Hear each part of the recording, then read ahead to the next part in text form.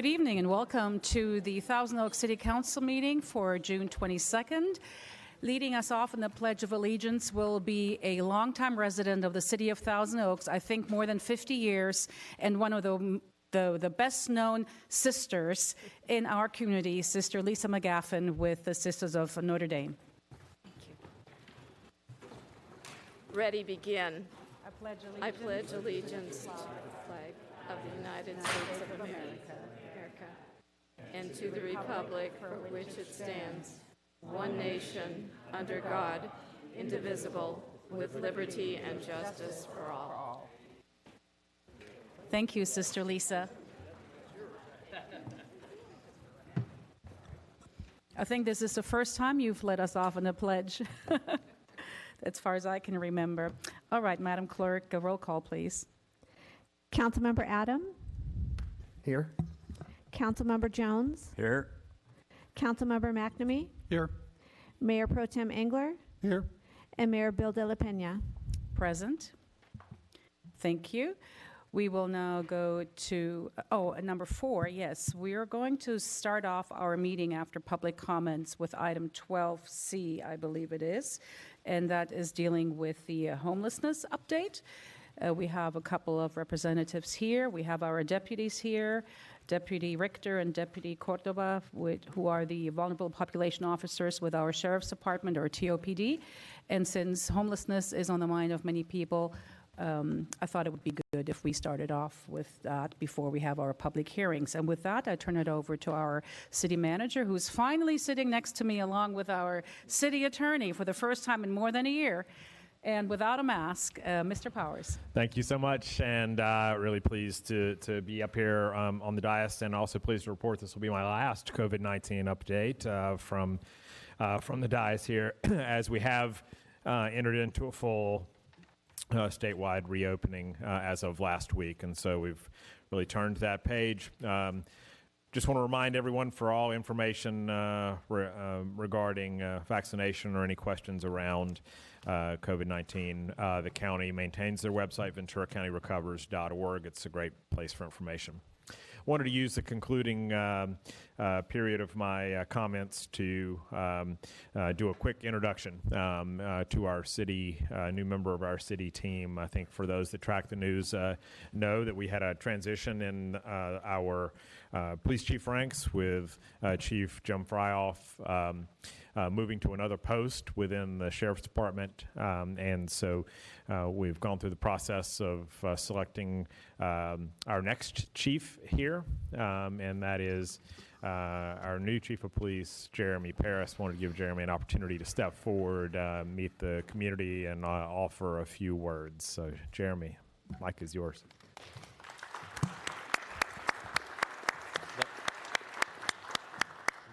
Thank you. I'm super thrilled to be here.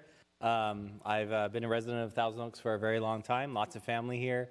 I've been with the Sheriff's Department for 23 years.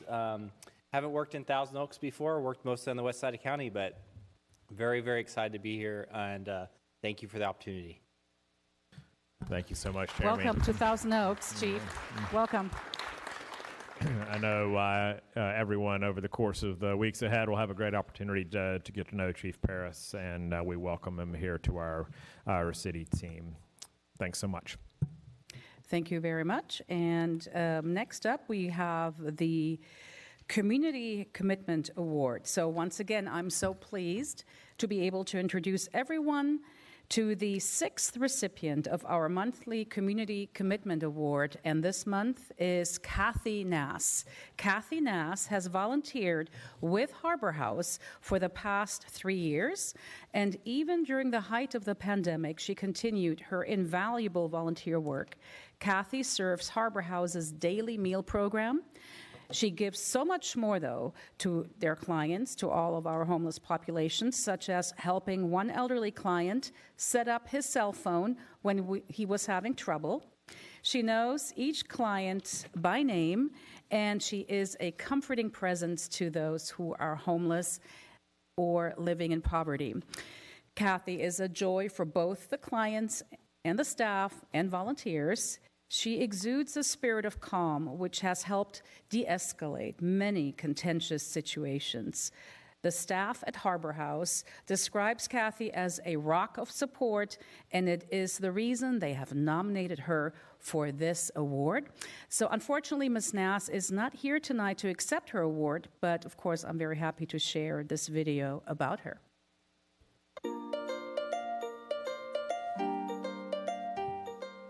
Hi, my name is Claudia Bill de la Pena, and I am the mayor for the city of Thousand Oaks.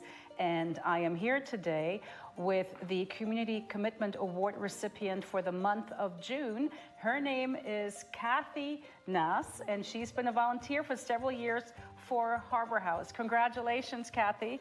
This is a certificate of recognition for you from the city, and here is your award. Thank you so much. You were nominated by the executive director and the operations manager of Harbor House because you have been a phenomenal volunteer for several years for the homeless population, our most vulnerable population. You volunteered throughout the pandemic, especially with no regard to your own health. You were there for when the homeless people needed you. Why? You know, a lot of our clients really rely on this food. You know, this might be the only meal they eat during the day. This might be their only access to laundry or showers. You know, due to COVID, we had to suspend our regular community meal that we have every night of the week. Harbor House, you know, really had to think on their feet to adapt to COVID, you know, and got the lunch program up and running. And so for a lot of people, you know, this is one of the few resources they have. You have a special place in your heart for the homeless. Why is that? I think all of us go through our own troubles. I know I have, and I've appreciated the people, you know, that have reached out to me and been there for me. And, you know, I think it's just important to be there for the people that need, you know, a hand up. Since I started volunteering here, you know, the more I've volunteered here, the more I've enjoyed volunteering here, to be honest. I never leave here feeling negative. You know, I always feel better leaving here. I get to see a lot of instances of generosity in the community, you know, just a lot of acts of kindness, and among our clients, taking care of each other, and I always feel better when I leave here. Harbor House nominated Kathy for this award because of her support for our meal program all during the pandemic, and we cannot say enough thank yous. So we are so appreciative. You stepped up in a time that was scary, and you helped our clients, and our clients love you, our volunteers love you, and you're a calm presence, and you really deliver such a nice experience to those in need, and you make people feel good when they're around you. So thank you. Thank you so much, Sherry. There are so many donors from the community, businesses, houses of worship, Boy Scout and Girl Scout troops, and the individuals and families that every day are, you know, bringing the food for us to pack the lunches and provide. So that has made a really lasting impression on me. That is just impressive that so many people, so many members of our community want to help so much. It's amazing. Thank you so much, Kathy. Congratulations again on being this month's recipient of the Community Commitment Award. This is where we highlight people in our community that are shining a bright light after 1 year of darkness with the pandemic that we have been dealing with. And so you're one of those bright lights in our community. Thank you for everything that you are doing. Thank you for having a heart filled with gratitude, appreciation, kindness, and generosity. If you know someone whom you would like to nominate for our Community Commitment Award, someone who has been volunteering under the radar without much recognition at all, 18 years and older, someone like Kathy, who's just been doing it for the love of helping, please go to our website, www.toaks.org/CCA.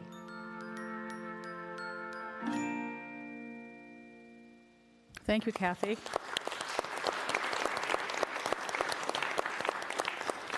And thank you to Harbor House and all of our charities, which help not only the homeless people, but we've had volunteers from senior organizations, from Safe Passage, from Adelante Comunidad, just to show you that we have a great community and we can all work together if we just put our mind to it.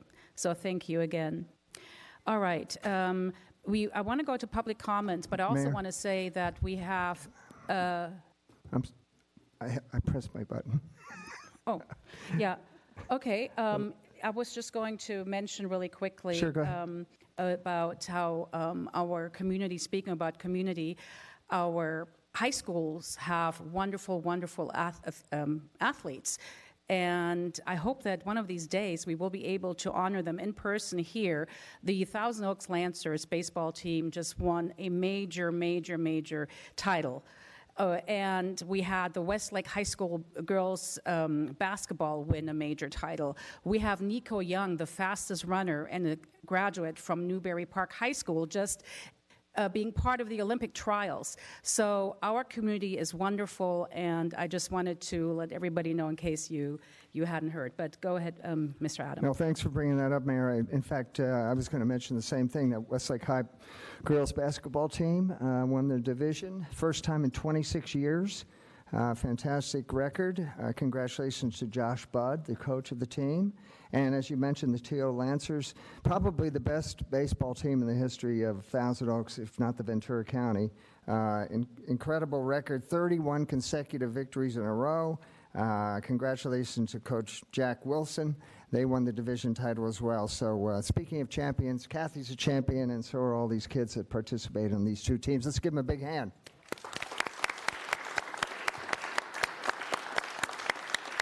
I know we've tried to get a couple of them to City Hall. Paige Summers, Westlake High School recent graduate, national record holder in pole vaulting. So hopefully we can get them all over here. That would be fantastic.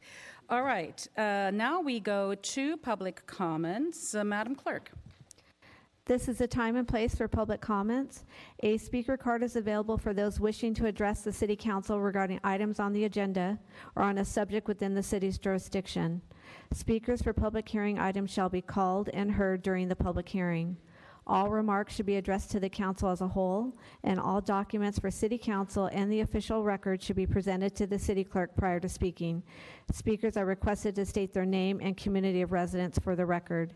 Under state law, public comment matters may not be considered by the council unless listed on the agenda, but may be referred to the city manager for administrative follow-up. 3 individuals have presented cards, and pursuant to council standards, speakers are allowed 3 minutes, and the display turns yellow when you have 1 minute remaining. Thank you.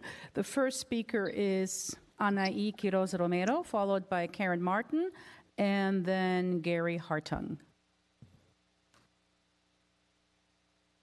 Good afternoon, members of the City Council and neighbors. My name is Anaí Quiroz Romero, and I have walked the streets of this beautiful paradise for the last 17 years. I'm always proud of being a member of this community. Go Lancers! Today I want to talk about homelessness. When I was a senior in college, I did a project with Kathy Bernicki from the Ventura County Housing Coalition, and we went to the Samaritan Center in Simi Valley, and I was always impressed by, they had hot breakfast, they had clothes where people could just go in and take them that were already clean, and they could just change the clothes. And they also had laundromats where people could come and do their laundry, and they could take showers. And they also provided other services. And I always thought that Thousand Oaks, at minimum, could have the ability to have this for our community as well. During that project, I met one man who was from Florida who expressed that he was single and he did embrace the homeless living as a lifestyle. But that was the only person that I met like that. Everybody else was either somebody who has been a veteran or people who do drugs, or people that sometimes they have mental illness and they cut ties with their family members and they're not able to get the help that they need. The reason why I did this project is because I wondered if I was going to find a lot of immigrants that were homeless, but I didn't find many because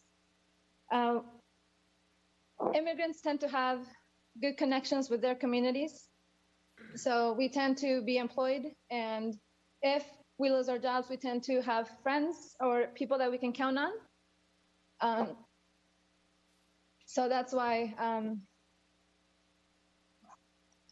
one of the shelters that I saw was also part of the RAIN project, and it was next to the Ventura Harbor. And it's just this area where I think they had tents and they had some porta potties, and people could stay there for a while. And I would have never advocated for that type of homeless shelter here in Thousand Oaks. But right now that we have people already kind of tenting on a regular basis by the freeway on the 23, I believe that maybe that could be our first homeless shelter. There is a lot of interest in the community to have something like that. And we already have a lot of people that met for 5 years to try to have a homeless shelter in Thousand Oaks. But since the city didn't give the land, they ended their discussions because they weren't going anywhere. Thank you for your time. Thank you. Our next speaker is Karen Martin, followed by Gary Hartung.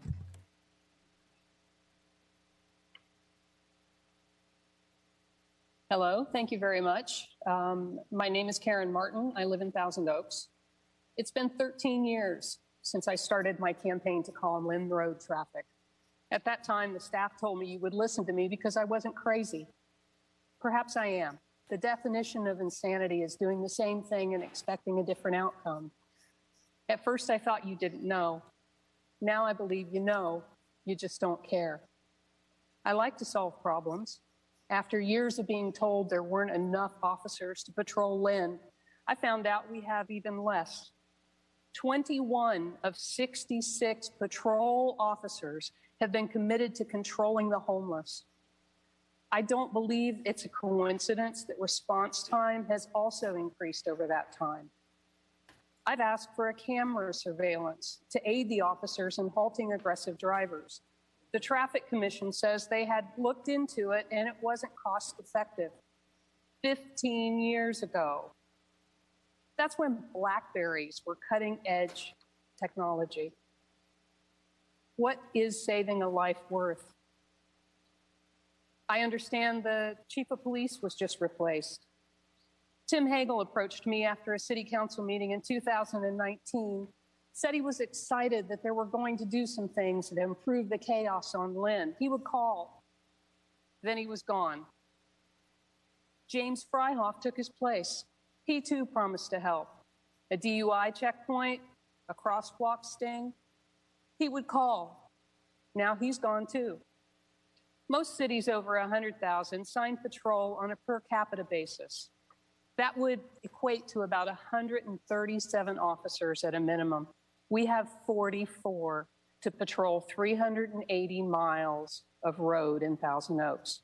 Perhaps the problem is not with the commander, but with the lack of staff. Thank you. Thank you. The next speaker is Gary Hartung. Good evening. Yes, I'm Gary Hartung from Thousand Oaks. This is about the third or fourth time I've spoken about the issue of not having a bathroom, public bathroom at the former Starbucks coffee shop there on the plaza at Moore Park Road and Thousand Oaks Boulevard.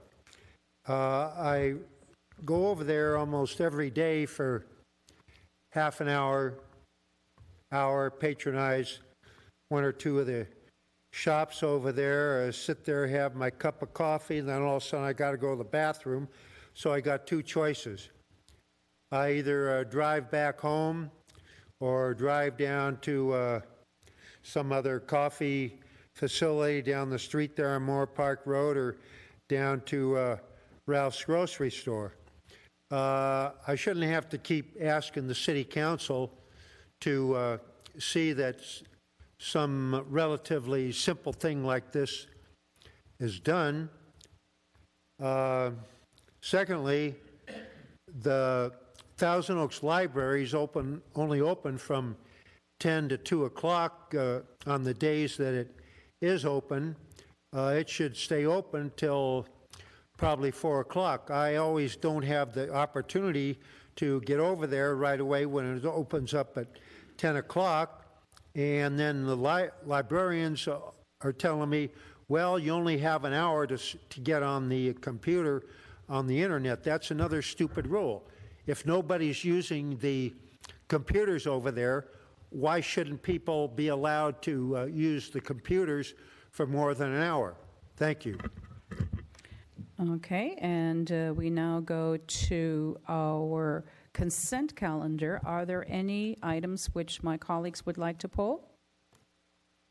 Madam Mayor? Mr. Jones? Yes, I'd like to talk a little more about item H. H, 7H. Anything else? If none, would you like to move the remainder of the calendar, Mr. Jones? Yes, I'll move the remainder of the calendar. Madam Clerk? Councilmember Adam? Yes? Councilmember Jones? Aye. Councilmember McNamee? Yes. Mayor Pro Tem Engler? Yes. And Mayor Bill De La Pena. Yes. And that motion carries 5-0. Thank you. Mr. Jones, item H. Yeah, I'm just wondering what stage we're in the coping with the pandemic. I see that we're going to authorize an amount not to exceed $138,000 for future activity coping with the pandemic at the parking lot, public parking lot there. And it seems like quite a bit of money since we seem to be pretty well over the pandemic. So my question is, why? Good evening, Council. Mike Hauser. I'm the transit manager for the city. And Councilmember Jones, in response to your question, keeping in mind that amount that you quoted is for expenses that we've already paid for the last 9 months under this program. So this is actually an amendment to extend it potentially up to an additional 6 months. As you know, we're still in a period of uncertainty, and having the ambassador in the lobby of the transportation center, even though masks are not required at this moment in time, we still want to encourage that. Those ambassadors also provide sanitation supplies to people that request them, and they also provide an element of information to those people that are using public transit, and we're seeing quite a few people from out of the area that have questions.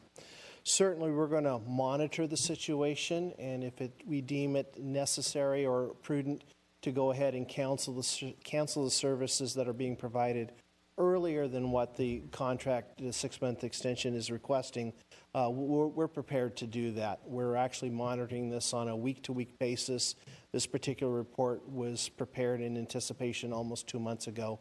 And now, I don't mean to be critical, but what is the average salary of this person or persons? I'm not privy to what the company is paying, but we're paying approximately $27 an hour for the service. So that would be for salary and benefits and whatever other overhead this company is charging us.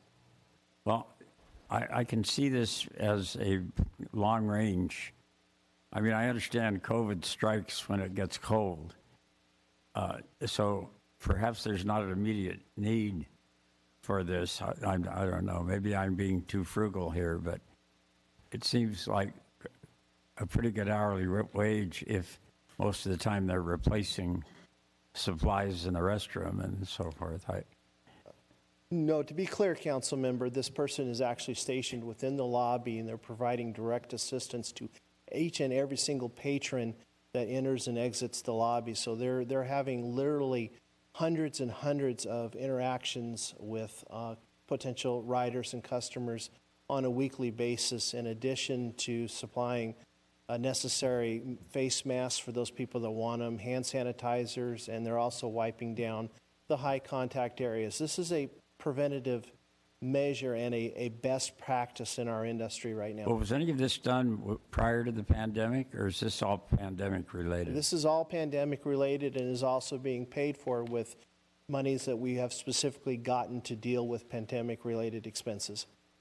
do you relax it a little bit in the summer when it's less likely that this is going to spread, and maybe bring it to a higher level when the weather gets cold? And we can certainly monitor that. Right now, that person is there for approximately 90% of the hours that the building is physically open to the public.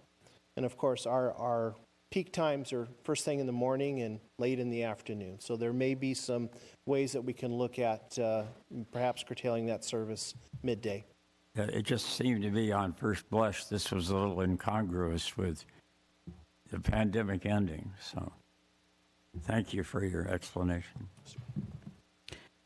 Thank you.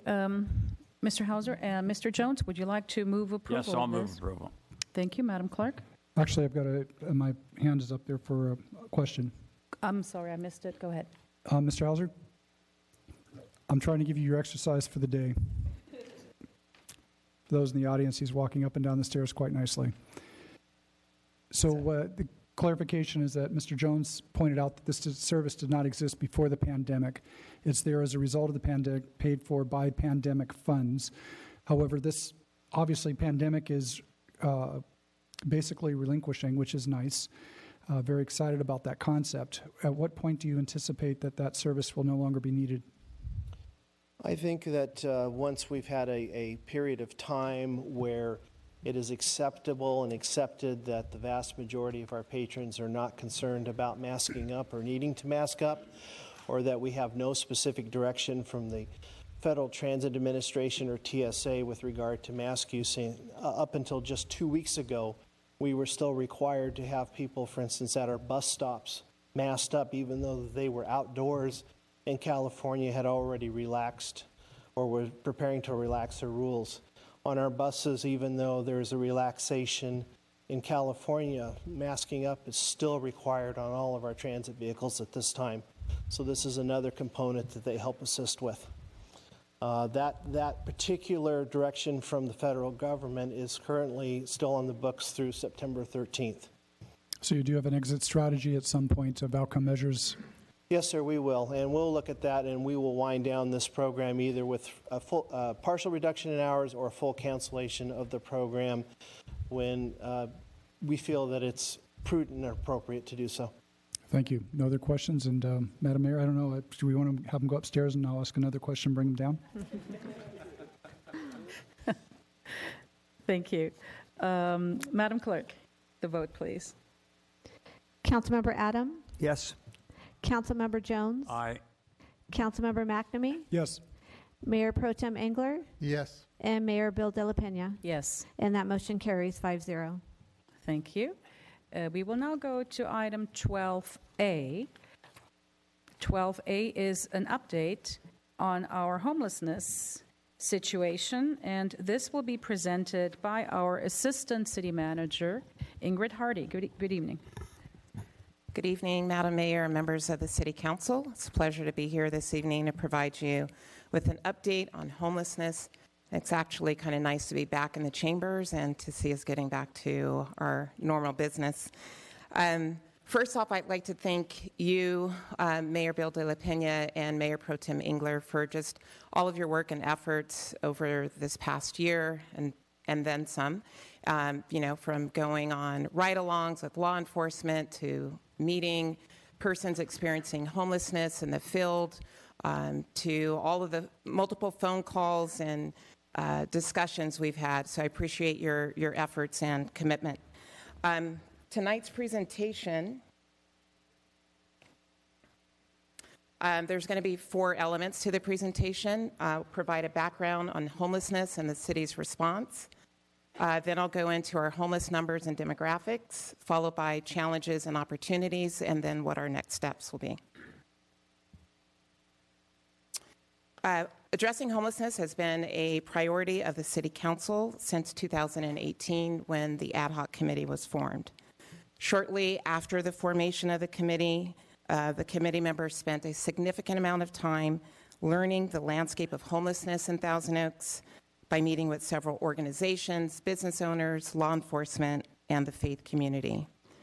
Recognizing the complexity of the crisis, the city committed to serving as the convener between county agencies, residents, businesses, nonprofit organizations, faith-based organizations, and law enforcement in responding to homelessness.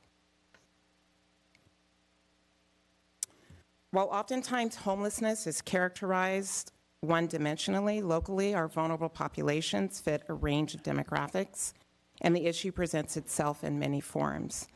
According to the National Coalition for the Homeless, the leading causes of homelessness are reflected on this slide here, including mental illness, unaffordable health care, inadequate retirement, the cost of living, affordable housing, transition of foster care, and others. Additionally, we know that for Thousand Oaks, youth transitioning out of foster care and retirement are particularly some of the issues that have been brought to our attention. These are 5 components of a homeless crisis response system. And the goal of a crisis response system is to make homelessness rare, brief, and non-recurring. An effective response system identifies and quickly connects people who are experiencing or at risk of experiencing homelessness to housing assistance and other services. Each component could include the participation of one or more agencies, organizations, or institutions. As the local convener, the city works with multiple agencies and organizations in addressing homelessness. And there are some gaps currently in our response system that I will touch upon later in the presentation.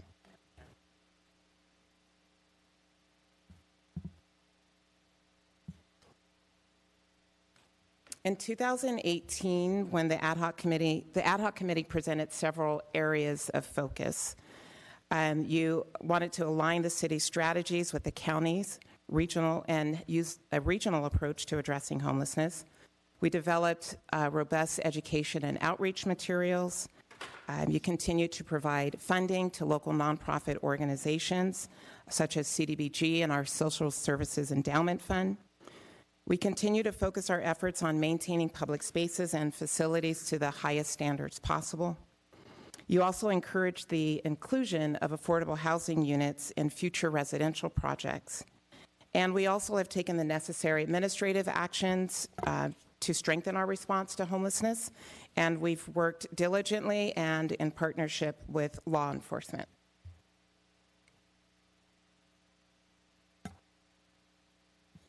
These are some of the accomplishments, if you will, or actions of the city in response to those areas of focus. With regards to the regional approach, the City Council approved an MOU with the County of Ventura. The MOU called for a joint commitment to address homelessness through actions such as participation in the coordinated entry system, development of a crisis response system, which includes emergency housing resources, and also the pursuit of permanent housing units. Local resources and information have been centralized on the city's website. We've conducted outreach campaigns such as Don't Give Change, Help Create It, to discourage residents and others from giving to panhandlers and instead to give to organizations that are providing services to our unhoused. And the ad hoc committee also hosted a well-attended symposium that was a couple of years ago, but it really helped build the understanding of homelessness in Thousand Oaks and some of the challenges we're facing locally. Additionally, the council has awarded over $800,000 to nonprofits for homeless services. And after the Boise ruling, the City Council updated the municipal code, or approved the update to the municipal code, to distinguish between sleeping versus camping. We've also, staff from Public Works, Community Development, and the City Manager's Office, we have participated in several meetings and plans to address our growing encampments. And since 2018, you've also approved over 150 units of affordable housing through the pre-screen process. So now I'll talk about our homeless numbers and demographics. The point-in-time count is a federal mandate that is used to allocate state funding for homeless and housing resources. By HUD's definition, the count includes persons who are in emergency shelter, in a motel paid for by a program, living in transitional housing, or persons living in spaces not meant for human habitation. The count does not include those individuals that are doubled up in housing or staying with family or friends, those persons that are able to pay for their own motel room, are at-risk populations, and also anyone who's in an institution such as a jail or hospital. This is the data from the point-in-time count that was conducted in 2020. For 2021, we did not have the annual point-in-time count to count the unsheltered, and that was because of the risk that COVID presented to our volunteers and others who assist with that account, But I did want to give you a sense of where we are just countywide as well as locally. In 2020, there were 1,743 homeless adults and children living in Ventura County. This was an increase of 4.4% since 2019. And in Thousand Oaks, our count increased by 47.5% from 2019 to 2020. This slide just shows the totals by jurisdiction, and Thousand Oaks has the fourth largest homeless population in Ventura County. And in the point-in-time count report, which is available on the Continuum of Care's website, there's a lot of data related to subpopulations, and this is just a snapshot of some of that data. You can see that the age of our homeless population is distributed pretty evenly. And then to the right there, you'll see other subpopulation data. And just to be clear on this is data that is self-reported by individuals experiencing homelessness, and they can self-report on on all of these, one or more. And so for the second year in a row, persons experiencing homelessness for the first time is one of the highest that we've seen. So this year, 36% or in 2020, 36% of individuals experiencing unsheltered homelessness, it was their first time. And I just want to say that this is partially due to the need for more prevention, the high cost of housing, and the low number of available or alternative housing options. So I want to take a moment, Claudia, or the mayor, I apologize, Mayor Bill de la Pena mentioned that we have deputies in our audience today, and so I certainly want to thank Deputy Richter and Cordova. They are our vulnerable population officers. They practically know every homeless person by first name. By their first name, they are responsive, resourceful, and they're a key connector for the city and social service agencies. And so they play a critical role for us, which is outlined here on this slide. And one of the things that they do is they conduct an annual count. And the reason for that is because the point-in-time count only captures our unsheltered homeless one night out of the year. And it doesn't really give you an accurate accounting of how many persons are actually experiencing homelessness. And so some of the other roles that they play, they assist our unhoused with alternatives to homelessness. They collaborate with our service providers. They do have, there's direct enforcement when needed, but as you can see there in the image, based on the number of average contacts that they have per month, there's an average of 18 arrests per month, or only 5% of those contacts are arrests. They really do focus on trying to get people connected with services and finding alternatives. They've also played a significant role in responding to resident and business concerns, and also dealing with our encampment response and coordination. So based on the last count that was conducted in 2020, We're just under 250 persons who are experiencing homelessness. This is an estimate, but again, likely more accurate than the point-in-time count. TOPD has a more expansive counting system. They know where people are, including motels, hospitals, and jails. As far as the living conditions of the individuals that have been counted by TOPD, from 2019 to 2020, you can see that there has been an increase in the number of persons living in encampments. And there's also an increase in the number of individuals who are in hotels. And that is likely due to the state's Project Room Key program, as well as the dollars that the council approved last year to provide motel vouchers. And then lastly, with regards to understanding how the number of homeless, and on this slide would be in Ventura County, but the Ventura County Office of Education, they also, under federal statutes, track homelessness, and they report about 6,366 students that are at risk of homelessness. And 11% of those students meet the HUD definition of homelessness, which was covered in the previous slide. Furthermore, the Ventura County Healthcare Agency reports that nearly 12,000 persons are enrolled in the healthcare for the homeless program, and about 30% of those persons meet HUD's definition of homelessness. So next I'll cover our challenges and opportunities, and I want to start with Martin versus the City of Boise. And this essentially states that it is cruel and unusual punishment for municipalities to criminalize the act of sleeping outside if there's no available shelter. As a result, any ordinances that ban or prohibit the act of sleeping on public property when an individual has no other options, it's considered unconstitutional.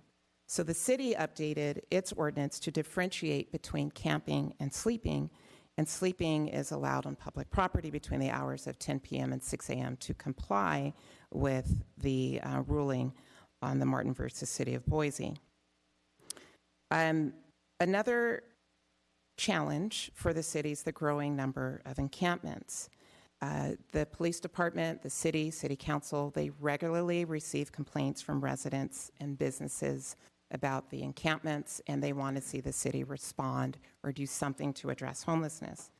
In fact, in the last statistically valid survey by the city, addressing homeless issues was among the top two specific changes that residents mentioned when asked what the city could do to improve the quality of life in Thousand Oaks. Approximately 6 in 10 respondents also reported or supported the city incentivizing underperforming hotels or motels to accept temporary housing vouchers as an option, and that was supported by 62%. 62% of those surveyed also indicated that creating a temporary homeless shelter in Thousand Oaks that they would support, and 59% of those surveyed indicated that providing permanent housing with supportive services for homeless in Thousand Oaks is needed. Another challenge we're facing are the short periods of stay after an arrest. Oftentimes, when a homeless person is arrested, they may not stay in custody for very long. Quite often, they're in custody for a few hours and then released, and then they return to the same place where they were arrested. And so when the courts are not prosecuting, issuing fines, or giving probation, this does present a challenge. And, as you'll hear from our officers, the lack of accountability or the fear of any accountability sometimes presents a challenge. Lastly, another challenge is that we do not have emergency housing. And so again, going back to the first bullet point there with the Martin versus City of Boise, there is nowhere to send anyone for temporary shelter and to get them permanently housed, or the options are limited.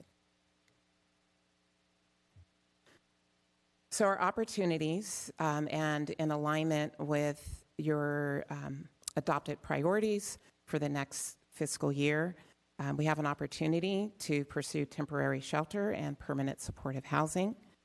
And other opportunities, we can continue to support our city grant programs, CDBG, SSEF, and providing dollars to nonprofit organizations to serve our unhoused population, and also pursuing federal, state, and county funding. So to that end, in order to prepare for state funding that will be released later this summer and in alignment with Council's priority to identify and advance solutions for temporary and permanent housing, we are releasing an RFQ on Thursday for a developer, owner, operator. We are seeking a qualified developer to, as a partnership, we are seeking a qualified organization or partnership between organizations to identify a suitable location in Thousand Oaks for temporary and permanent supportive housing. Staff will return to the council after your summer recess if there is a viable option to request authority to enter into an agreement with the developer operator and to also apply for the state's Project Home Key funding. And then lastly, one of the discussions that we've had with the ad hoc committee is creating a 5-year homelessness plan for the city. And this would be in alignment with the county's greater homelessness plan. But the purpose of that would be to provide council, city staff, organizations that are serving the homeless with strategies and actions on how we can best do that, how to prioritize, where to direct our resources, and will also help us measure our progress and success towards managing homelessness. So that concludes my presentation. Again, we have our vulnerable population officers here in the audience tonight that are available to answer questions. And we also have Tara Caruth, who's representing the county in the continuum of care, who is available to answer questions along with myself. So thank you for letting me present this evening. Thank you very much, Ms. Hardy. Really appreciate this very important update. I know that our community cares a great deal about the issue of homelessness in our community. I'm going to go down the list of council members' questions before I go to the public speakers. Mr. McNamee. Thank you, Madam Mayor. Officers, feel free to come forth. I'm going to have some questions for you because you're the ones that are actually on site working with this population, and I'd like to hear more from your input. When I speak with law enforcement and my own experience with the homeless population, I keep hearing that it's about 80% of the homeless that are there have dealing with and fighting mental illness as well as drug addiction. Given the Boise situation where we have to have housing as an option for the homeless, excuse me, once we get them into housing, do we have the ability to encourage them to get that mental health care, whether it be counseling and or medications to help them be stable and more functional, and or drug rehab to get them off of whatever drug addictions they have? What is the state and what's the court rulings at this point regarding intervention to help this population? Generally, when we get somebody into that type of atmosphere, when it comes down to getting that type of assistance, it's still incumbent on that person to receive it and want that assistance. So a lot of what we do is we work with Ventura County Behavioral Health and have them assist us with getting them into those type of environments. So good case management generally helps out a lot, and that's what we try to push on, not so much as push, but recommend when we are dealing with a person that's mentally ill. Deputy, could you please get a little bit closer to the mic? I'm sorry. Thank you. Now, to come back to your point is that whenever the city or county goes in to clean up some of these homeless encampments, oftentimes you will find needles for heroin and or crystal meth and or any other drug use. So what I'm hearing is that they are given the opportunity to go into these homeless shelters. not compelled to relinquish any of their drugs they're currently using necessarily, not get into drug rehab to help them fight whatever addiction they have that put them on the street and keeps them on the street, that compels them to do perhaps crime to get money to obtain the drugs.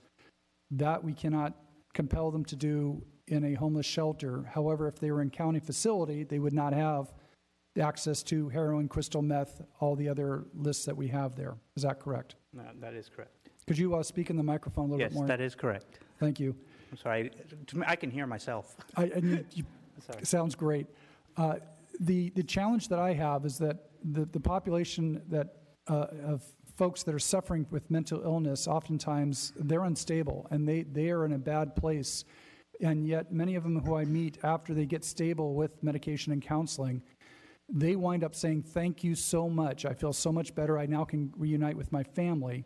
But yet we as a state, as a city, as a county, can't intervene. Is that a correct statement? If they're not willing to accept that medication or help? Yes, they have to want to have the assistance, but you are right. Whenever they do accept that assistance, it is a great feeling to know that we were part of that. Now, when I speak to mental health therapists, they tell me that we have what I would call the catch-22 cycle. For example, the schizophrenic population, the folks that are suffering with that, they will get themselves into free counseling, free medication. The counselor gets them stable, gets them into a job. They now are able to get into an apartment and some sort of stable housing. But the way the law is written, as I understand it, communicated to me by these mental health therapists, is that once they get to a certain income level or a certain savings level in their bank account, they lose the free counseling, the free medication, but don't make enough to afford that counseling and medication that keeps them stable in a job, in an apartment, off the street. So then they lose their job, lose their housing, they're back on the street again, and it's just a cycle that continues. What I've been told by mental health therapists, is that a correct statement? If sorry, since the Councilmember McNamee, we do have Tara Caruth in the audience also who works with the county and may be able to speak to, mental health services that are provided by the county. My understanding is that those situations are individual with respect to the laws or circumstances surrounding that. I don't know if there's anything else that you would that she would want. Please come on down and join in. But love to hear your input.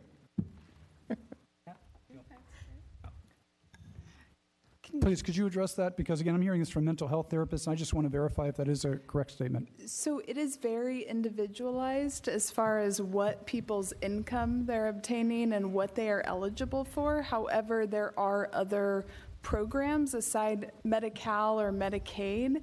Is for an individual, I think the eligibility is around $17,500 a year. So if you're over that, you're either going to have co-pays or get enrolled in other health insurance, whether through your employer or through Covered California or other resources. So there are other resources, but we're really working closely with individuals to make sure they have continuity of the services they need. Let me share with you a disconnect I'm hearing. We're making an assumption that they can get onto other programs to provide those services of medication and counseling at a cost that they can afford based on the job they have. And on the other hand, I'm hearing from the mental health therapists who are on the front lines dealing with saying that it doesn't work. So I need to drill down on this and communicate with you at a later date to talk a little bit more about what those programs are, as well as the mental health therapist, to find out where the gap is, because I believe the mental health therapists are telling me correct observations. And I believe what you're telling me is correct on the assumption that this is available to them. So there's a disconnect, I think, in here when they're a revolving door of them going in and out of therapy. I think that one thing I would want to point out is that the eligibility for those programs are federal and state established. So happy to work with you and advocate, but know that those are not county-controlled policies around the eligibility for Medi-Cal, for instance. Well, again, part of this is any problem solving. You have to address the underlying cause, and then, okay, how do we fix it? And as you say, it may be a federal, it may be a state issue, but it needs to be addressed because these are people who need our help. and I'd like to get them into a purposeful life, and we need to address some of these problems that exist to get them to that goal. That's why I'm asking these questions. Now that I have you here, to the officers, I've heard from some other officers that have made a comment that sometimes the people have all their belongings in a golf cart or a bag or a shopping cart or whatever, and they don't want to go into a facility for fear of losing their possessions, and therefore they don't get their medication, their counseling for that reason. I've heard stories of officers standing out in front guarding their possessions with the assurances, go in, get your care, come out, the cart will be here because I'm guarding it. In that case, is there any way in which on a county level or whatever options are available, I would call it counseling under the stars, counseling under the trees, where we have the internet, where we're able to communicate and keep records on the cloud, and counselors with the law enforcement standing by go and meet them actually in the field under the trees and provide the medications and the counseling. Is that being done? Is that a possibility? So that way we can get to everybody to help them at least get the care that they need. Whoever wishes to answer, I'm open to ideas. Want to talk? One stop.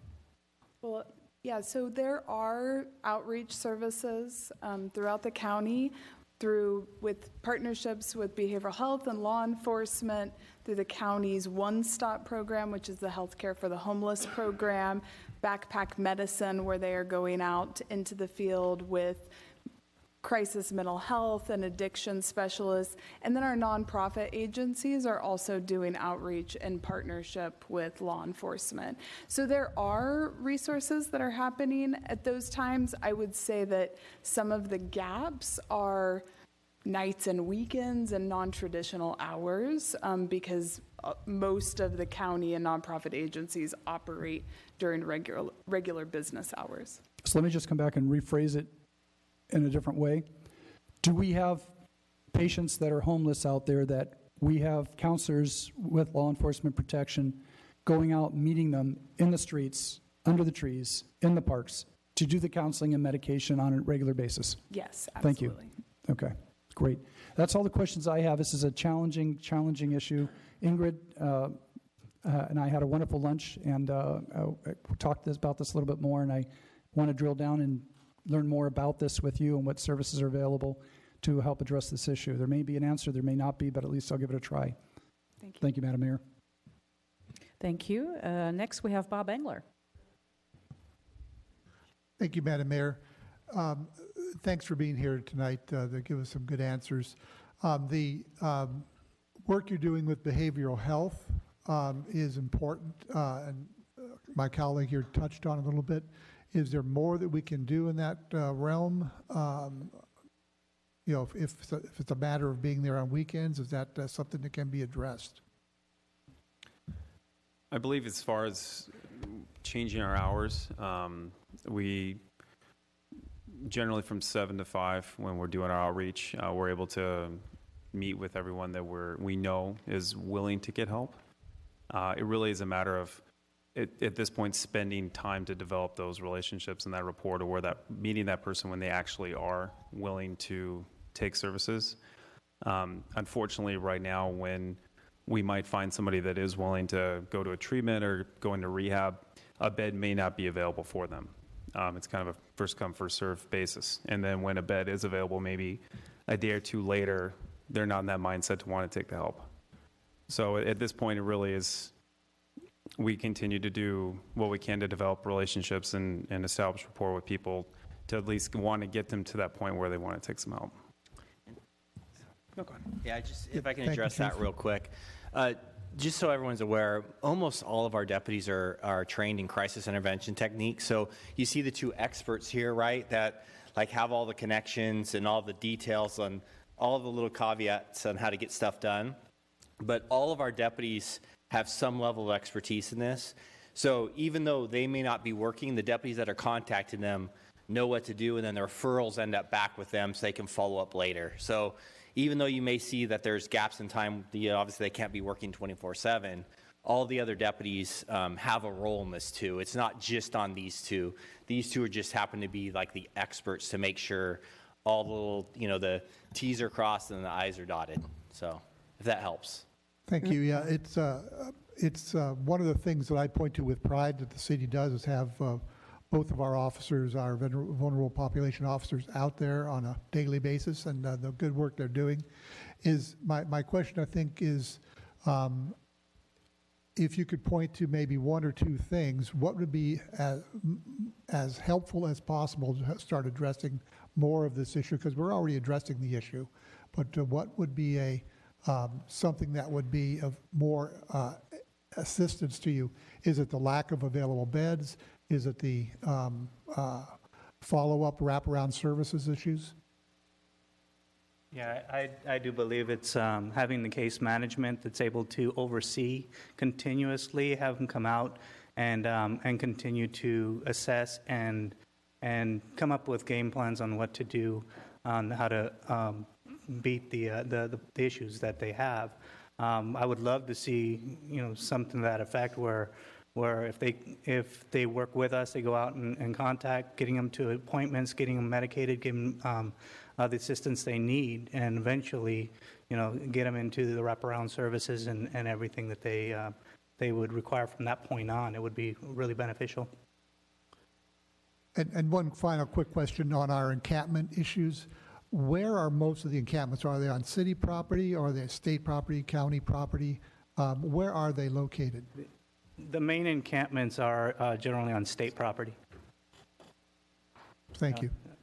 And Mayor Pro Tem Engler, if I could just add too, with regards to case management and outreach services, we also have local nonprofit organizations that are out in the field on a regular basis, connecting with persons experiencing homelessness and trying to get them connected to services. I'm pretty sure they have Juan and Josh on speed dial. So there is that constant connection and service being provided. Well, thank you, as Ms. much Hardy. as possible. And to that end, just to add to it, and perhaps Ms. Carruth can to speak to it. You saw it in Ingrid's presentation, but the coordinated entry system has probably been one of the biggest transformations that we've seen in recent years here, where we have a fabric of great nonprofits across the county, but not having one overarching system where if you have a contact in Ventura on one day and Thousand Oaks later in that week, now there's a backbone system that allows you to understand where those contacts are happening, and that has been, and to receive funding, a lot of these agencies have to sign on to that coordinated entry system, and that all rolls up under the continuum of care. So I just want to make sure to re-highlight that. Thank you. Councilmember Adam, please. Thank you, Mayor.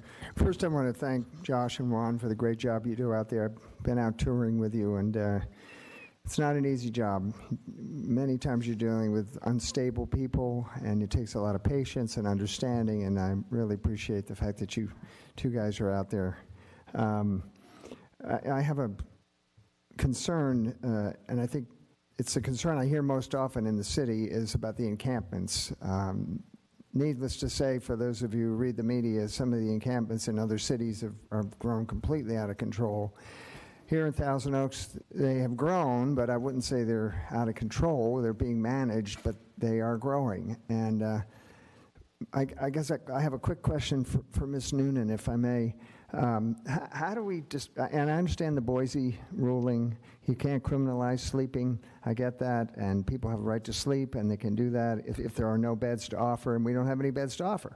So, but how do we distinguish between sleeping and an encampment? Well, per our ordinance, sleeping is, again, you might have some rudimentary bedding, such as pillows, sleeping bag, that's considered sleeping. But camping, as defined in our ordinance, will include such items maybe as a camping stove or a tent or other personal items, where it's not just a person who is sleeping, but there's actually taking up residence almost, or camping on property. And one thing I also want to mention is that although the Boise case prohibits the city from prohibiting sleeping if we don't have an emergency shelter, one thing that we did do is, because of our concerns over wildfire and environmental impacts to our open spaces, we also prohibit sleeping in our open space. So you cannot camp anywhere in the city. You cannot sleep in the open space, but you can sleep on public property in the city outside of the open space. Okay. And yet, even with that in mind, we still have encampments. It's just a fact of life, not a particularly good fact of life, but it is. And so my question to the two deputies would be this. You know these folks out there. You know some of them by first name basis. You see them all the time. Ultimately, if what we're talking about tonight goes through and we're able to bring in a third party and hopefully find a shelter that offers emergency sheltering and permanent supportive housing, will these people in these encampments be able to be moved into a situation like that? And are they going to be amenable to that? Will you be able to coax them out of their tents and into a more manageable situation? From the feedback that I get when I do go to the encampments and ask them, what can I do to get you out of this situation, the general feedback is housing. That's just what I need. I have encountered very few people that tell me they just like sleeping outdoors and that's their lifestyle, and I'm not going to change that. So to answer your question, I do believe we would get some good buy-in from the people in the encampments to go into some type of short-term or long-term housing if it's available. That's good to hear. So that would be an option that you feel that could provide a solution to the situation here at Thousand Oaks. I do, yes. Okay. Because I've read anecdotal stories where there's some folks that, for whatever reason, want to stay out there. And but I take it from what you're saying that would be the minority. Correct, yeah. I have heard that they enjoy staying outdoors, and that's the lifestyle they've chosen, but it's very few from our population in Thousand Oaks. Mm-hmm.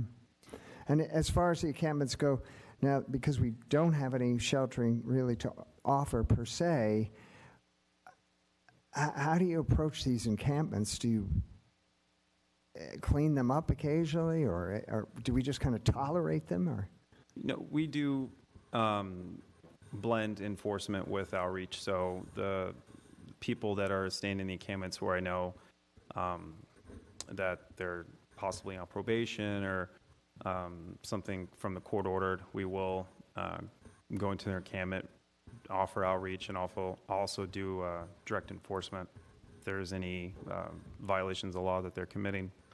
Also, if it's somebody that we don't know, because it is considered a dwelling, we're not freely able just to go into the camp. We try to contact the person from the outside, have them come out, identify them, let them know what we are there to do, what we have to offer, and see if they're interested, at least document that they're now staying in that spot. So it does seem at this point that you're able to manage these encampments to keep them to a tolerable level. Yes, and getting back to the cleanliness and things of that nature, we have worked with volunteer services who have gone through some of these encampments, done cleanup. We work hand in hand with Caltrans, Watershed District, and all the county and other entities who want to come in and assist, and we make arrangements, and we'll take days where we'll come through and we'll do the cleanup and things like that. So we've had fire department come through. They are aware of all the locations, and if something was to happen, they have a response plan in place. Well, I appreciate that, and hopefully, ultimately, we can offer you another option in dealing with this problem by providing some kind of emergency shelter and permanent supportive housing. Thank you both. Councilman Rand, I just wanted to follow up to your questions on encampment. Although the Boise case does significantly restrict a city's ability to regulate the locations of where a person may sleep, COVID actually made it that much worse, because after COVID came into being, CDC actually passed regulations that prohibited the removal of encampments because of the concern over transfer of the COVID. So it's been kind of a double whammy, for lack of a better word. You have a significant housing shortage to begin with, and then you have COVID that prohibit, there's just all of these things that add up to making it very restrictive on what a city can and cannot do. No, I'm glad you mentioned that. I've heard that very thought that, with COVID, we don't want it to spread.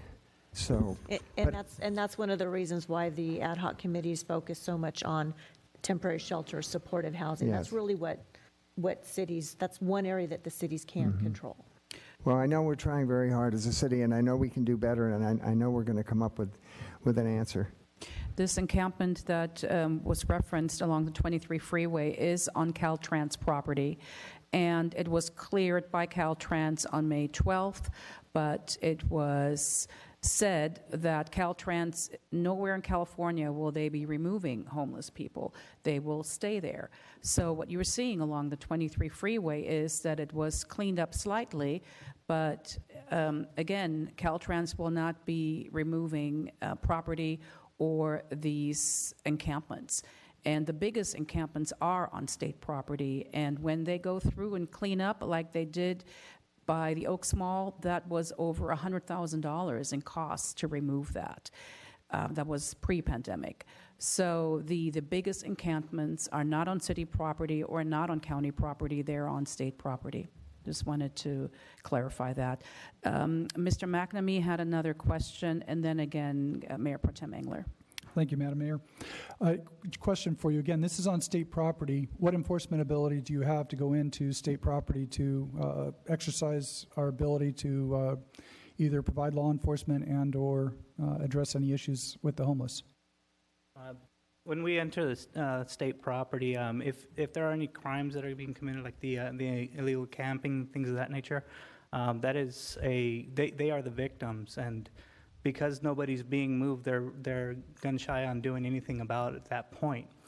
We go onto the property basically to provide outreach services. We bring people out there that are able to see, and we go out to assess if there's any hazards or anything that we can do and arrange for any cleanup.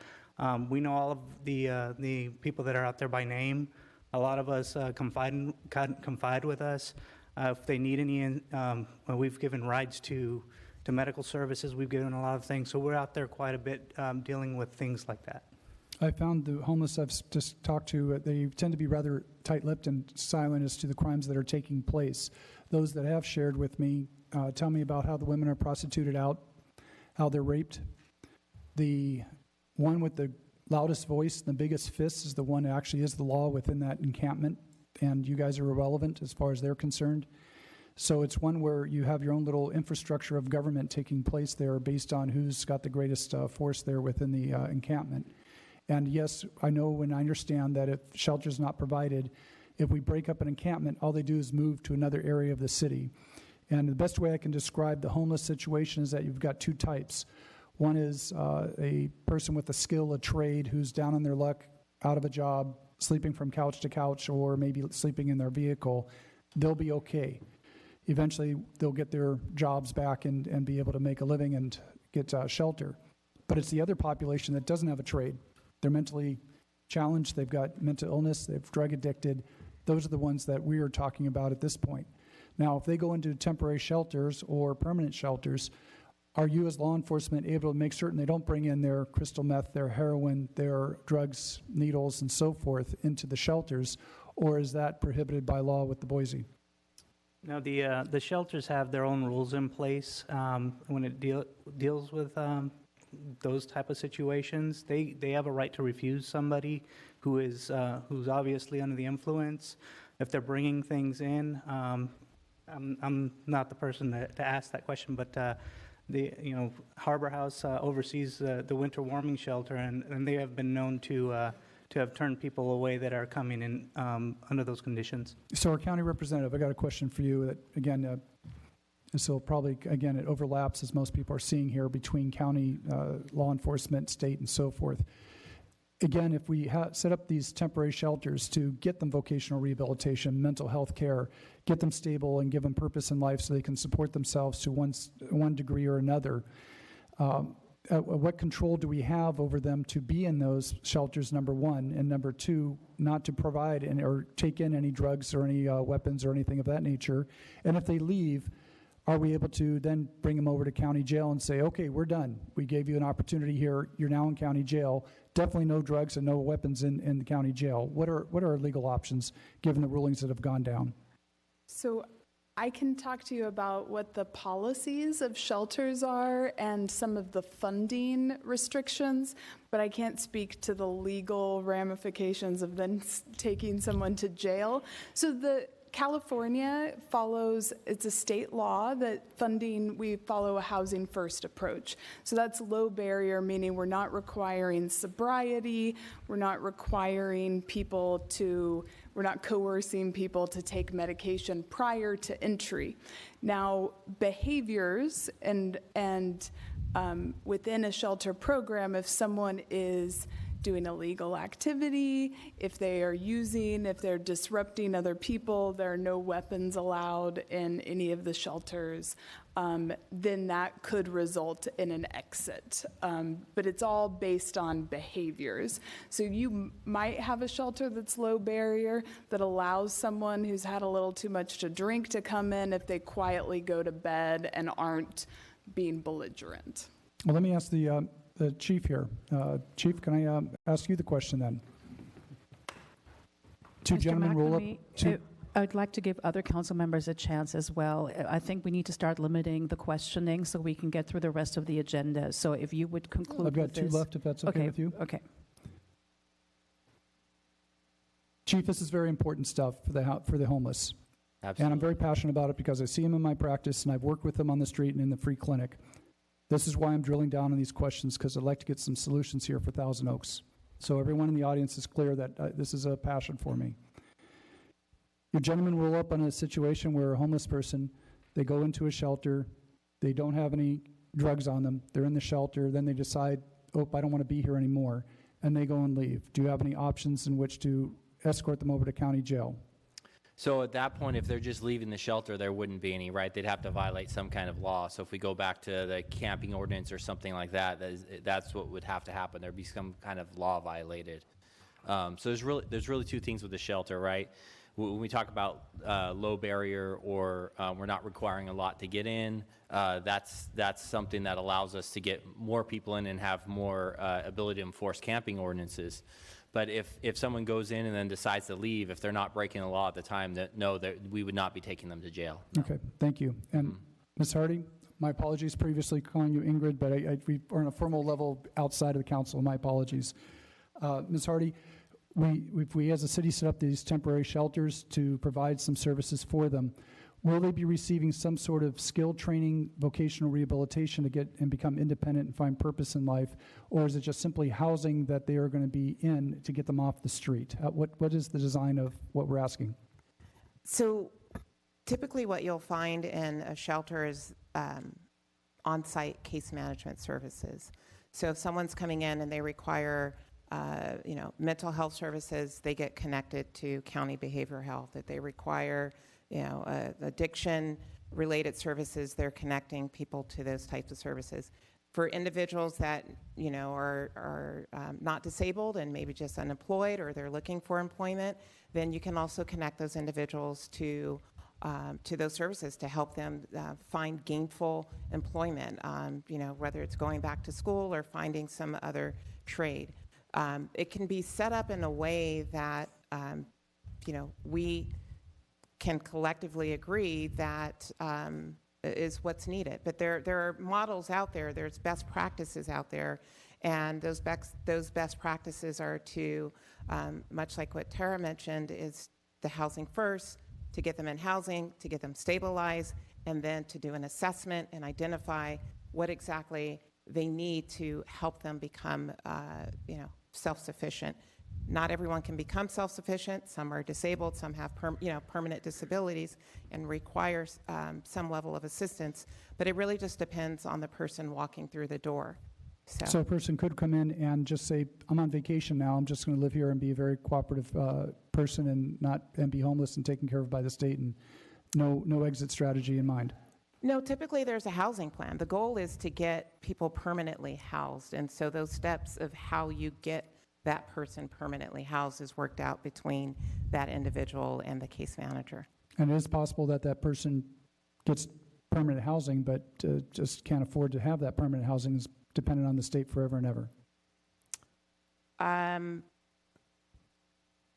Well, I guess that's going to be an individual situation. For anyone that's receiving disability benefits or some other form of income, most people do pay some portion of rent. There's housing vouchers. There's other ways to, pay for their rent. So this is the beginning of a big project, and I look forward to continued work with you and law enforcement in the county in this area. And Madam Mayor, I appreciate your indulgence for letting me ask the questions I've asked. Thank you. Thank you. I wanted to get to Councilmember Jones as well. I wasn't sure. It looked like you wanted to ask a question, but I didn't see your name on the list. Oh, I thought we were just going one at a time. I didn't know you wanted me to turn on my request to speak. Let me say this is all very enlightening to me. It's a sad problem that we have. And I get a lot of calls, emails, et cetera, talking about the problem. And a lot of people are rather, I'm sorry to say, disgusted with the matter, and I wish they would be a little more tolerant. If any of them happen to be watching tonight, I hope they have appreciated and profited by what my fellow council members have brought out in the terms of this discussion, because I think it's a genuine social problem that we all need to work on, and we should be sympathetic, I believe, and try to be understanding if possible. Has the pandemic had any effect on the numbers of homeless that we have experienced? I would say since the pandemic started, we've been seeing more of an influx of people from out of the area. We were able to house a good portion of the homeless that were more vulnerable through Project Room Key, and then just started to notice, as I said, just more people from out of the area that were coming up to Thousand Oaks. Have we had experience with many people having the COVID that have been in these encampments? I'm not aware. If anybody was or had taken a test to see if they were positive or not, that never really came up in any of our contacts. Okay, the other thing that I hear a lot, it's sort of like the guy that built the baseball field in the movie, if you build it, they will come. And that's been one thing I've heard from several people on the internet, is that we may be just encouraging more homeless to immigrate to Thousand Oaks. And I have no idea if that's correct or not, but what is there an effect on having the nicest homeless camp in the county to all to come here? Or, So one of the ways that Ventura County and all of the participating jurisdictions have approached this concern and challenge is by having the countywide MOU that each city will implement their own response, and shelters and programs within each city often have a preference for their city residents to be served first in those programs. I would tell you that even when we have housing vacancies, people don't want to move from city to city, but we do obviously have some transient folks who are passing through from LA, who are, coming into the transit centers, but most of our service providers are prioritizing local residents with all of their programs. So there's not a large movement to try to get to the city that has the best homeless shelter? No, I think that is a myth. And what percentage of our homeless population would you say are homegrown?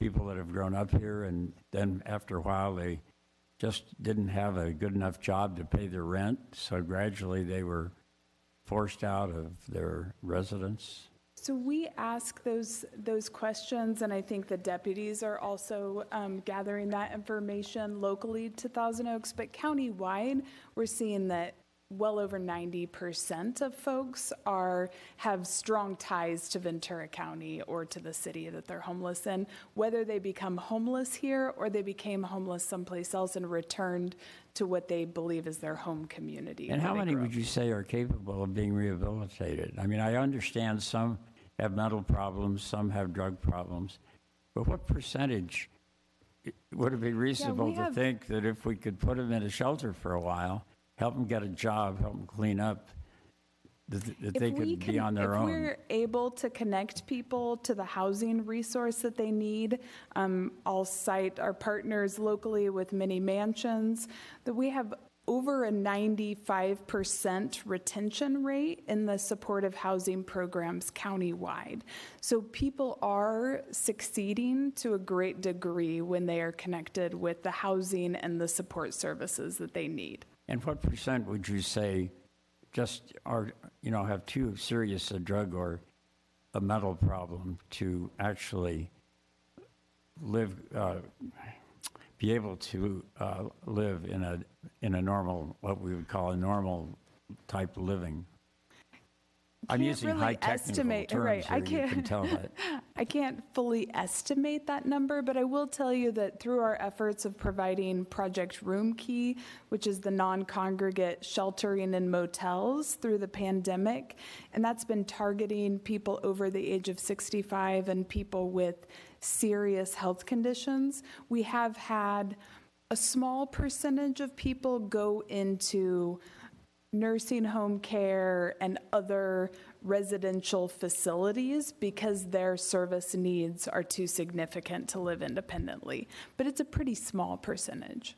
And finally, would you say that if we're able to, because of the fine work of the mayor and Councilman Engler on the committee, that we do get a shelter, do you feel that we will be stemming the tide and gradually reducing the number of homeless in Thousand Oaks? I think that the part about the city's plan that is really helpful is that there's shelter and housing as part of that plan, because shelter itself doesn't end homelessness, housing does. And so continuing to focus on both components is really critical. Having housing come after shelter is really what makes the shelter successful and helps reduce homelessness in a community. Thank you, Mayor, for the opportunity to speak, and I would like to thank you and Councilman Engler for the work you were doing on the committee. Thank you, Councilmember Jones. Just before we go back to Mayor Pro Tem Engler, I wanted to clarify a couple of things. Maybe a question for our deputies. The percentage of homeless persons in Thousand Oaks who either have strong ties to Thousand Oaks or are actually homegrown, what is that percentage more or less?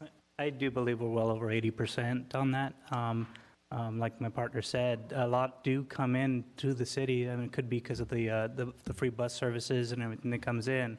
When they do attempt to get services, either through Lutheran Social Services or Harbor House, a lot of times they'll be advised that they serve those from Thousand Oaks before anybody else. And it's pretty short-lived when they're here, so they stay and may be here for a couple of days, and then we don't see them again. Okay, and of that percentage of our local homeless population, what is the percentage of those who are drug addicted or mentally ill? Not sure if we have that figure. Yeah, I mean, it'd be pretty safe to say over half. I don't have the actual figure. Okay. And then regarding the rules when you are in a shelter, I do know that Project Room Key, Motel 6, did not allow at all anything, no alcohol, nothing at all, and that you were, a few people were kicked out because they went to the liquor store right next door or brought something else in. So there was a zero tolerance policy at the Project Room Key at Motel 6. Do you know the percentage of vaccinations that our local homeless received? Because they did, I think Harbor House administered with volunteers the Johnson & Johnson vaccines. Do we know how successful that was? I know it was pulled off the shelves and then reintroduced. Yeah, I'm not sure if Harbor House is here. We have gone out based on requests from Backpack Medicine and to see if people would be requesting it. So we went to the larger camps and asked And there is a need for it. Unfortunately, they haven't come in and set that up. I'm not sure what Harbor House's numbers are, though. Okay. I know they held 2 clinics, and from what I heard, they were successful, but I don't know the number. What is the ethnic makeup of our local homeless population? Yeah, it varies. I mean, we have pretty much all walks of life. Claudia, Mayor, sorry, Yes. I apologize. No, We have that's so okay. many phone conversations where we call each other by okay. first name. I think Kevin started it. In the point in time count, I believe that the 80% of the makeup of our homeless population was white. I do not recall the others, but I can, if you give me a minute, I can pull it up if you'd like an answer to Sure, to that's always question. helpful. Thank you. Let's see, and then you mentioned the out-of-town transient homeless. We normally try to get them back to where they came from with family and so forth, right? Sometimes we give them tickets, correct? Correct. And how long did you say do they stay when they're in the area? It could range from a day to about a week or 2. Okay, very good. All right. Mayor Pro Tem Engler. Thank you, Madam Mayor. Real quick question. Since something that Councilmember Adam said earlier sparked a question in my mind. Since we are looking at a shelter plus a transitional housing type facility, I'm curious as to how successful was our Project Room Key, and how successful are some of the other programs within the county in giving those wraparound services that will help bring people from the street back to the community. Yes, I don't have the numbers with me for Project Room Key, but I know in Thousand Oaks we have housed about 10 of the individuals that have come in, and some of that is directly related to housing resources. We've had a lot more luck in West County because we've had new supportive housing developments come online during the time of Project Room Key. We still have, I believe, 68 or 70 persons total that are placed in Thousand Oaks. The funding for Project Room Key is expected to be available through the end of September, and we're looking at both the state budget and other resources to try to extend that to give us opportunities to leverage some of the housing opportunities. I think I'm not really looking for numbers per se, but was it successful in bringing people off the street and housing them?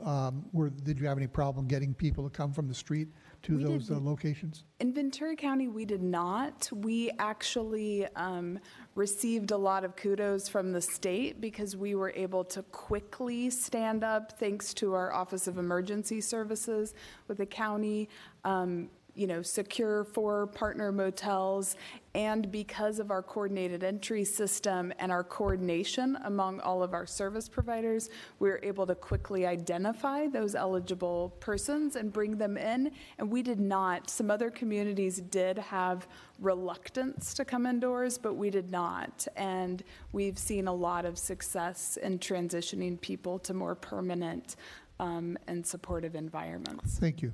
You're welcome. So there really isn't any action needed for tonight. It is more of an informational report.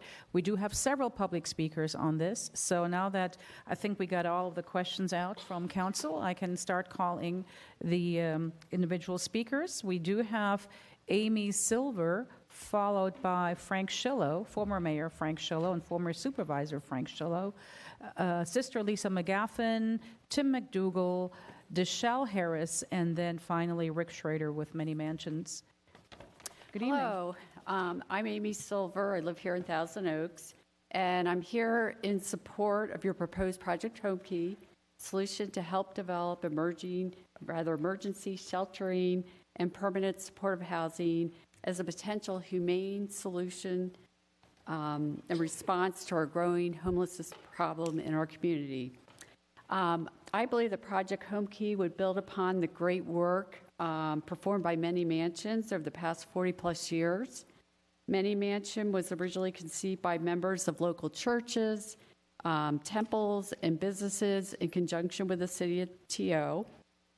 Many Mansions provides life-enriching programs for children, adults, and families. I personally have participated in their after-school tutoring, homework club, working with school-aged children. I believe that Many Mansions has built first-class affordable housing in our community and also surrounding areas. And you probably have already heard that in 2020, they received 2 very prestigious awards. They were named Developer of the Year by the Southern California Association of Nonprofit Housing and was recognized for their Ormond Beach Villas project for the Beyond LA Project of the Year. And Ormond Beach Villas was built to provide affordable housing for homeless veterans and their families. It's a beautiful facility down there. And I think that Project Homekey would be the next big achievement of the city of Thousand Oaks if you chose to go that route. So I really would like you to consider approving this worthwhile project. Thank you very much. Thank you. Next, we have Mr. Shillo, followed by Sister McGaffin.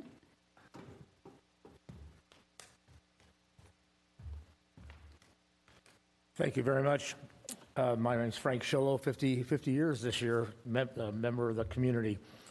Madam Mayor and council members, I compliment you on your staff to start off with, the City Manager Powers and Assistant City Manager Hardy, for a good common sense approach to solving the housing problem in Thousand Oaks. But I've been thinking about this quite some time, and you're addressing it now. You've been asking some really good questions about what's going on here locally, and I think you now realize how serious this problem is and how complicated it is. And that's why I think we can help. We being a group of people that want to support you in the decision-making process as you go through to solve this problem. So tonight I'm announcing the beginning formation of an organization to be known as the Coalition for the Homeless. And this loose umbrella organization will include individuals, businesses, churches, temples, synagogues, and interested nonprofit organizations. Its function will be to support your actions in this homeless matter. That's simply what we're here to do, going to be doing. We plan on convening a first meeting in early fall, and we ask that all interested parties in the coalition should send them their contact information to Ingrid Hardy from Assistant City Manager of the City of Thousand Oaks. And if they want to email her, it's ihardy@tooaks.org. And we've already contacted a lot of these people and organizations, and we're in the process of waiting for responses back. So that's basically my report, and we're going to work together and hope that we can do the community support for your decisions. Any questions? Madam Mayor? Mr. Jones? Yeah, Frank, glad to see you. Good to see you, too. I don't have any questions, but I think it's a wonderful idea, and I love the spirit that you're demonstrating here. And I hope it will be a guide to other people in the community, and many people will join with you. And you're giving the impression, and I hope the community sees it that way, that this is a problem we could all work together on, and one for all and all for one. And I love what you're doing, so good wishes. Thank you so much. Appreciate it very much. And good luck to all of you also. Thank you, Mr. Shillo. It's great that after half a century of being a member of this community, you haven't lost your passion about what you care the most, which is to house low-income people and to help the homeless and so many other causes for which you're cheering. So thank you very much. Appreciate that. Thank you very much. Sister McGaffin, and then Tim McDougall, and then Deshelle Harris. Good evening, Mayor Bill de la Pena and council members. My name is Sister Lisa McGaffin. I'm a resident of Thousand Oaks, and I'm privileged to be a Many Mansions board member since 1995, and I'm also honored to follow Frank Schillo, who is the founder of Many Mansions. So thanks to Frank and thanks to all of you, especially thanks to all the council members over the years that have given so much support to Many Mansions. Indeed, it is interesting to note that as of this past April, you voted unanimously to elevate inclusion from nearly the bottom of the city's top 10 priorities for the next fiscal year to the #1 slot. Your awareness of our social need to promote diversity, inclusion, and equity is truly commendable.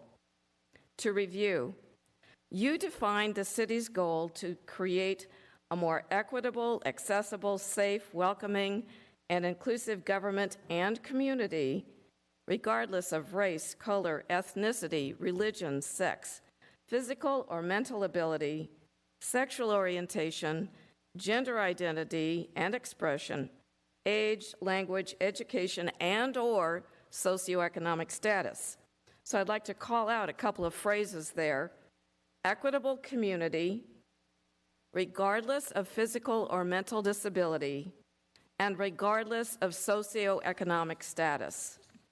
I'm here tonight representing the hundreds of homeless individuals who live on our streets or hillsides, in their cars, or around somewhat empty shopping centers. I'm here to make sure that they have a voice, that they are included in your deliberations. I encourage you to demonstrate consistent political will. That consistent political will to translate words about inclusion into action. The consistent political will to demonstrate the concern of our community for those who find themselves tossed to the margins. And finally, the consistent political will to develop more permanent supportive housing as well as emergency housing for homeless individuals. And so I strongly endorse your staff's recommendation to seek a developer, owner, operator, and to identify a location for the acquisition and conversion of an existing building for both permanent supportive housing and emergency shelter.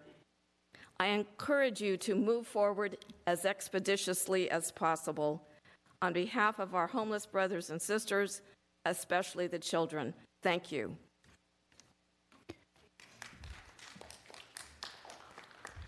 This warranted an applause. Indeed, thank you. That was beautifully said, Sister Lisa. Tim McDougall is next, followed by Deshelle Harris, and our last speaker will be Rick Schrader. Really not sure how to follow that. Thank you very much. I think you covered it all. And there's so much talent in this community. Thank you, Madam Mayor. Thank you, council members. My name is Tim McDougall. I am a resident of Newberry Park. And we recognize the homeless problem. We've done a lot of research. People are really committed to making a difference, and we can do that. And with the support that I'm asking you to put with this initiative that's before us, we can make a lot of changes and help some people that really need it. I am a member of the Many Mansions Real Estate Alliance. Every time I sell a home, I make a contribution to the wonderful work that they are doing in our community. And I hope that we can expand in a fair way to include those people. And I just believe that you all want the same thing. So thank you very much for your service. Thank you for your time. And we'll see you soon. Thank you. Deshelle Harris, followed by Rick Schrader.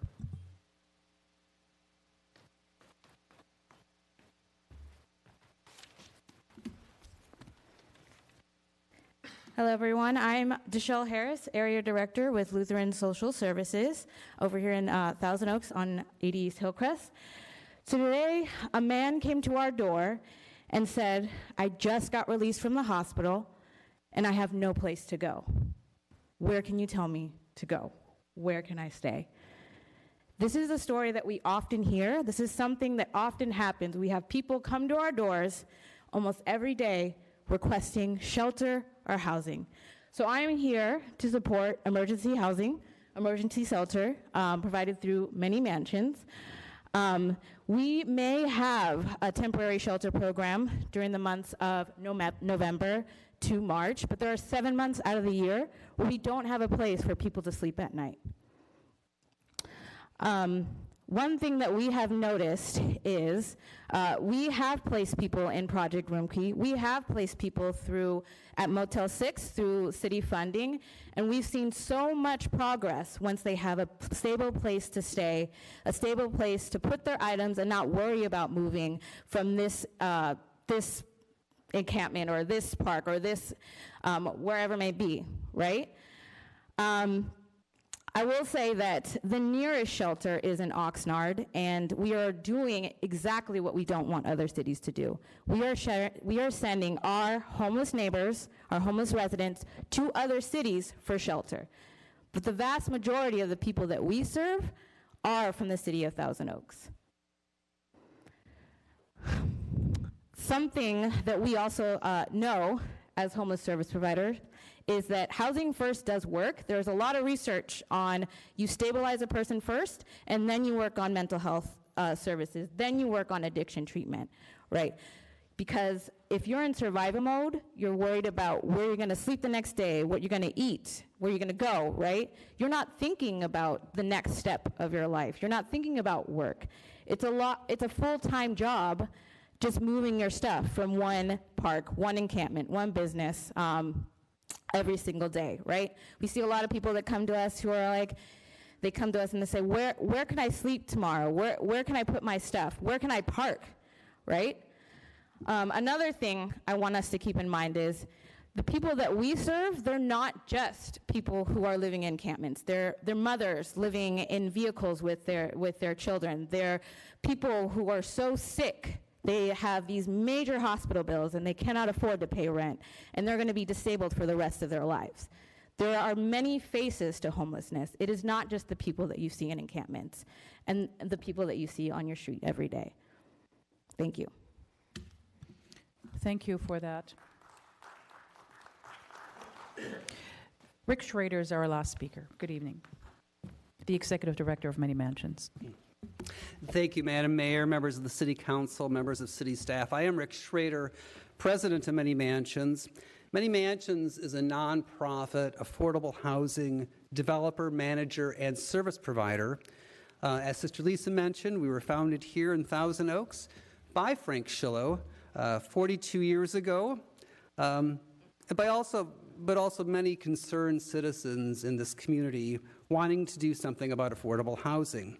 We now own and operate 16 affordable housing communities throughout the Ventura County with over 1,400 residents, and we have another 10 affordable housing projects in development in Ventura and Los Angeles.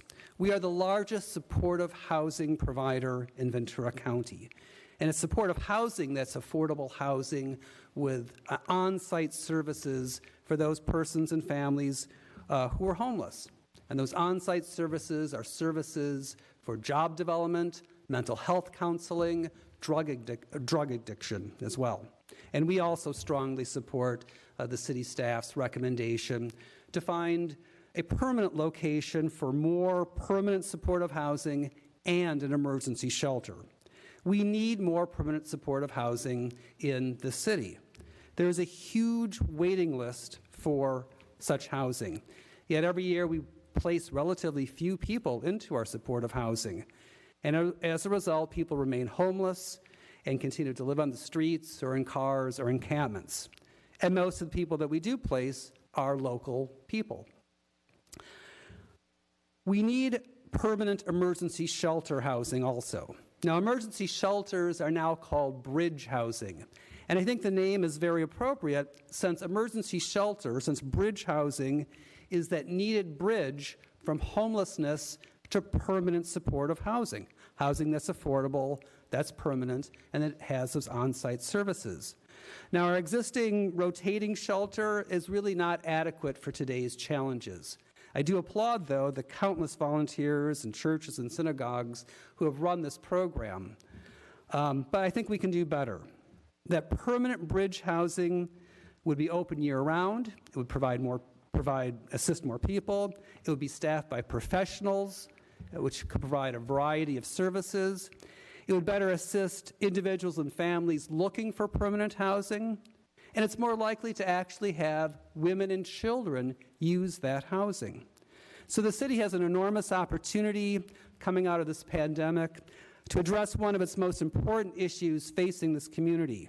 There's more government financing available. I think there's a greater awareness of homelessness, and there's a more desire by communities to do their share in addressing a situation that really no individual or family should have to face. Thank you, and I would urge you to take this action. Thank you so much. Really appreciate it.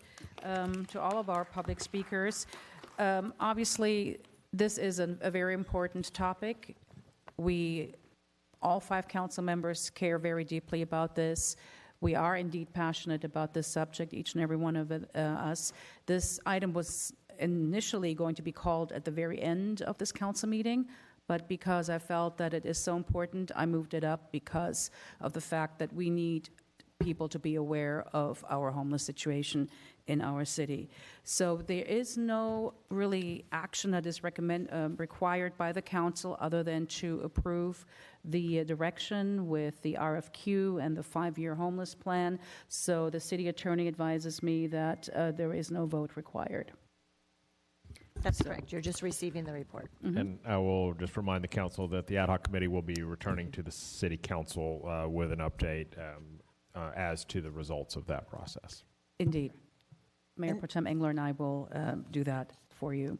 All right. Madam Mayor, I apologize for interrupting. You asked about the ethnic and racial makeup. So I just wanted to get back to you. From our 2020 point-in-time count, for ethnicity, 13% are Hispanic or Latino, and the racial makeup, 86% white, 4.6% unknown, 3.7% multiple races or others, 2.8% African American or Black, and less than 1% for American Indian or Alaska Native, less than 1% for Asian, and less than 1% for Native Hawaiian or Pacific Islander. Thank you so much. I think that is an important statistic. I appreciate that. I want to thank all of our advocates for homelessness and low-income housing and support services, Ventura County representative, and especially also our deputies, Deputy Cordova and Richter. Really appreciate it. And we will now move on to our next item, which is going to be 8C, another very important item. It deals with our mobile home units, mobile homes that we have in the city of Thousand Oaks. We have many residents in attendance, so we are going to call our public hearings later on. Next up will be rent control and the item 8C. It is a municipal code amendment, and that will be presented. That is a public hearing, actually. Yes, my apologies. So I'm going to ask our clerk to open the public hearing. Hearing advertised as required by law is open to consider agenda item 8C, Municipal Code Amendment, MCA 2021-70174, Comprehensive Amendment to Mobile Home Rent Stabilization Ordinance, Dissolution of Rent Adjustment Commission, Adoption and Rescinding of Related Resolutions. Speakers are requested to state your name and community of residence for the record. 10 individuals have presented speaker cards, and pursuant to council standards, each speaker will have 4 minutes. Thank you very much. And starting off the discussion and presentation will be our Community Development Director, Mr. Parker. Thank you, Madam Mayor and members of council. This agenda item tonight focuses on proposed amendments to the city's rent stabilization ordinance. Due to the expiration of the moratorium on just and reasonable return applications, staff evaluated the ordinance and are proposing some minor updates to conform with state law and other minor amendments. It's also important to note that rent control in mobile home parks will continue, and the item you are considering is procedural in nature. to be one, as we mentioned, compliant with state law, and to provide a venue through the Planning Commission for impartial future adjustments to be heard. Currently, there are no applications that are known to be pending to utilize this ordinance. And with that said, I'll turn the floor over to Kari Finley, our planning manager, who'll provide a brief overview of the proposed amendments. Thank you, Mr. Parker. Can you hear me okay? Good evening, Madam Mayor and council members. With me also this evening, we have Lynn Oshida, the Community Development Director Analyst, and also Felicia Liberman, who have all helped work on this ordinance amendment. Excuse me, could you speak just a little louder, please? Yes, so the request before you this evening is to approve proposed amendments to the ordinance and adopt 2 related resolutions that support the proposed ordinance amendments. The main purposes of the city's mobile home rent stabilization ordinance are twofold: to protect renters from excessive rent increases and to provide landlords with reasonable return on their rental spaces. The ordinance also provides procedures for requesting rent increases with opportunities for renters to participate in the process. The proposed ordinance upholds these purposes. The city has regulated rents in mobile home parks since 1980. Currently, there are 8 mobile home parks in the city, 5 of which are reserved for seniors, with the remaining 3 for families. Due to several requests by landlords to increase rents in 2010 and 2011, a mediated agreement between park owners, tenants, and the city was conducted. The result of the mediation provided the park owners and tenants defined rent increases for just and reasonable return over a 10-year period and a moratorium on new applications over the same period. In addition, the tenants agreed not to sue the city over those increases. The existing ordinance was adopted in 2011 based on the mediated agreement. The mediated provisions, including the moratorium, expire on August 18th of this year.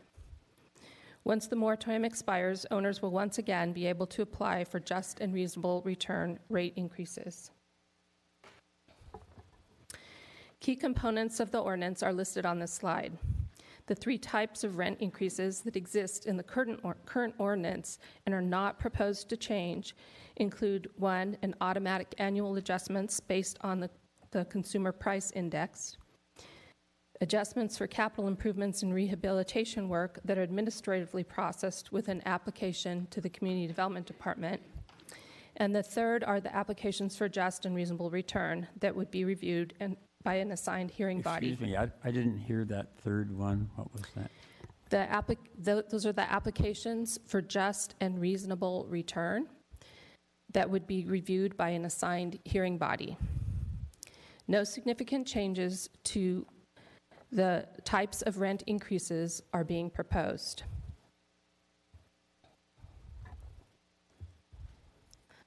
Because the ordinance has not been updated since the 2011 negotiations, several changes to state law have taken place that govern mobile home rent control. Thus, minor updates are proposed to comply with current state law, such as updating definitions, for example. Also, as mentioned, the moratorium is expiring. References to specific dates and the moratorium are found in several sections of the ordinance. After August 18th, those references will no longer be valid and are proposed to be deleted. Another reason for the update is to reassign the Planning Commission as the hearing authority on just and reasonable return applications. The existing ordinance establishes the Rent Adjustment Commission, or the RAC, the RAC, to review just and reasonable return applications. The RAC serves at the pleasure of the City Council. However, due to the moratorium on these applications, the RAC has not convened in 10 years and would need to be reestablished and trained. Maintaining any city commission entails advertising, reviewing application and interviews, and then appointment by the City Council. No recent inquiries have been received by the city regarding just and reasonable return. And since we have no idea if or when these applications might be submitted, it's difficult to maintain a commission for infrequent and unpredictable applications and process them in a timely manner. The Planning Commission is an already established entity that operates under established procedures, rules, and regulations similar to what is required for rent adjustment request hearings. The Planning Commission represents an unbiased and trained hearing authority capable of hearing these cases. Other cities, including Simi Valley, use the Planning Commission for these types of hearings. Before I conclude, I want to note that staff sent letters to all 8 mobile home park owners and each tenant in the parks with a summary of the proposed changes and notice of this hearing. A hearing notice was also published in accordance with state law. Several email correspondence have been received and were forwarded to the council. At this time, staff received and responded to 8 email and 4 telephone calls. And then additional correspondence was forwarded to council this evening in a supplemental packet.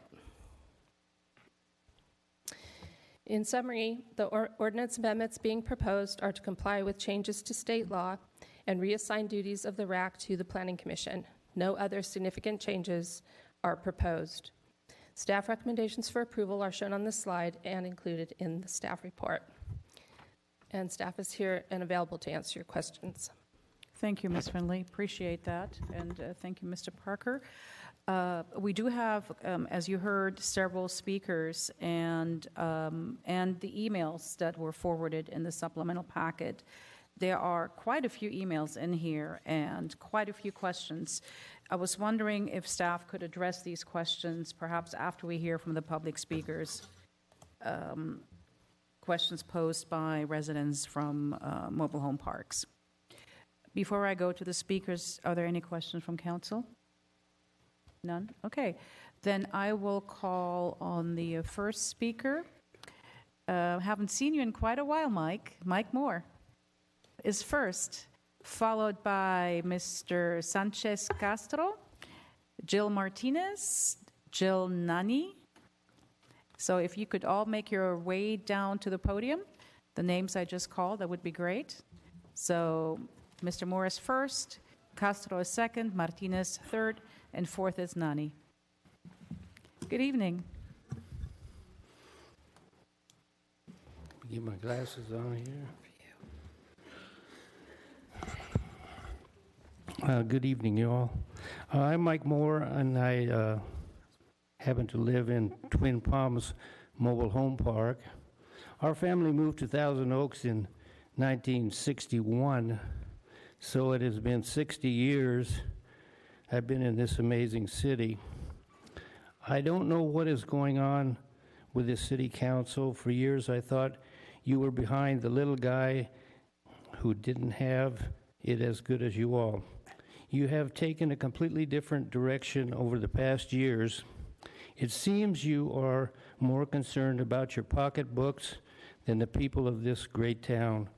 Claudia, you at one time strongly backed the mobile home owners in the city. Now I have a huge question mark about you. I would ask you and the rest of the city council to please support our mobile home owners and give us every possible break you can. We are not, as mobile homeowners, a wealthy group of people. A huge portion of us are on fixed incomes. This means we don't get annual wage increases. Thank you.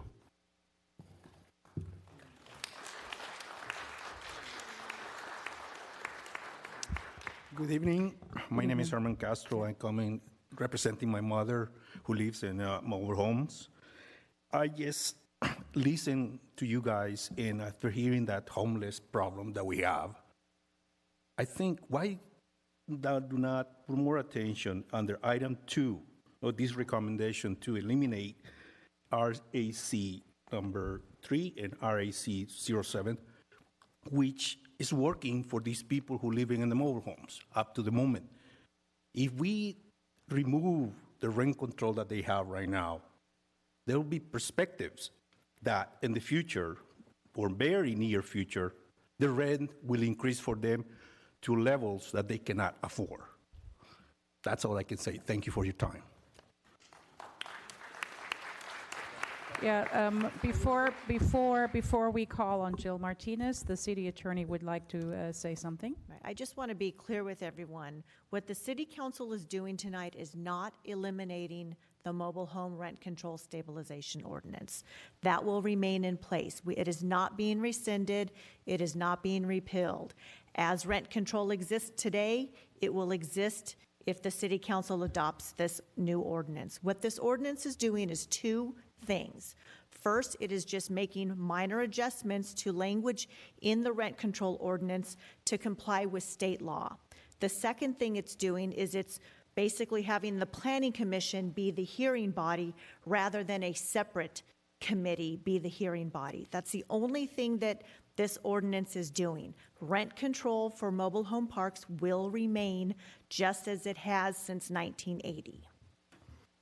Thank you. I got a couple of phone calls from mobile home residents, and I explained that we're not getting rid of the ordinance itself. We're just merely, as the city attorney stated, moving the decision-making body to the jurisdiction of the Planning Commission. That is all that is happening. So we're not getting rid of any rent control ordinance at all. So you are still protected. Just wanted to make that clear. Mr. Adam, did you want? Yeah.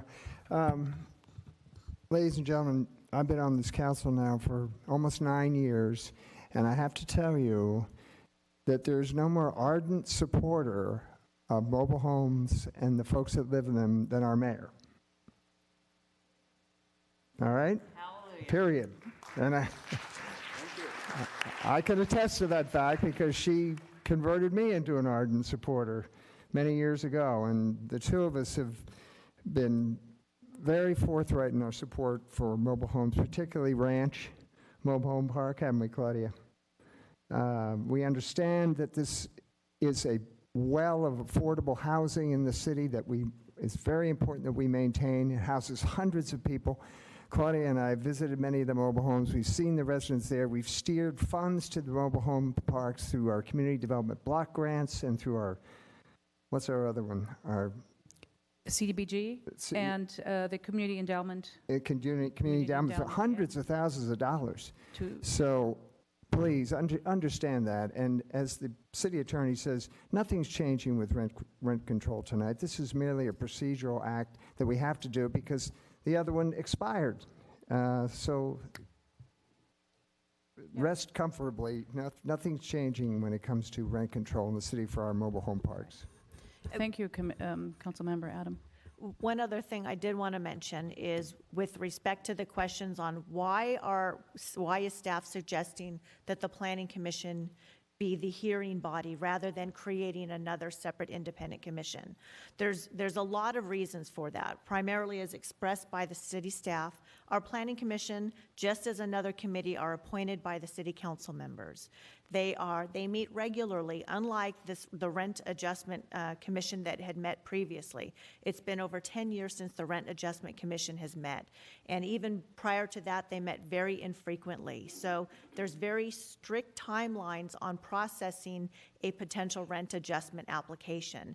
And in that very short period of time, we would recruit, appoint, and train a separate body of individuals to hear complex information. But while we have a Planning Commission that regularly hears very complex information, they are well versed in due process rights because a hearing under those circumstances, due process comes into play. The mobile home park owners have due process rights, and the mobile home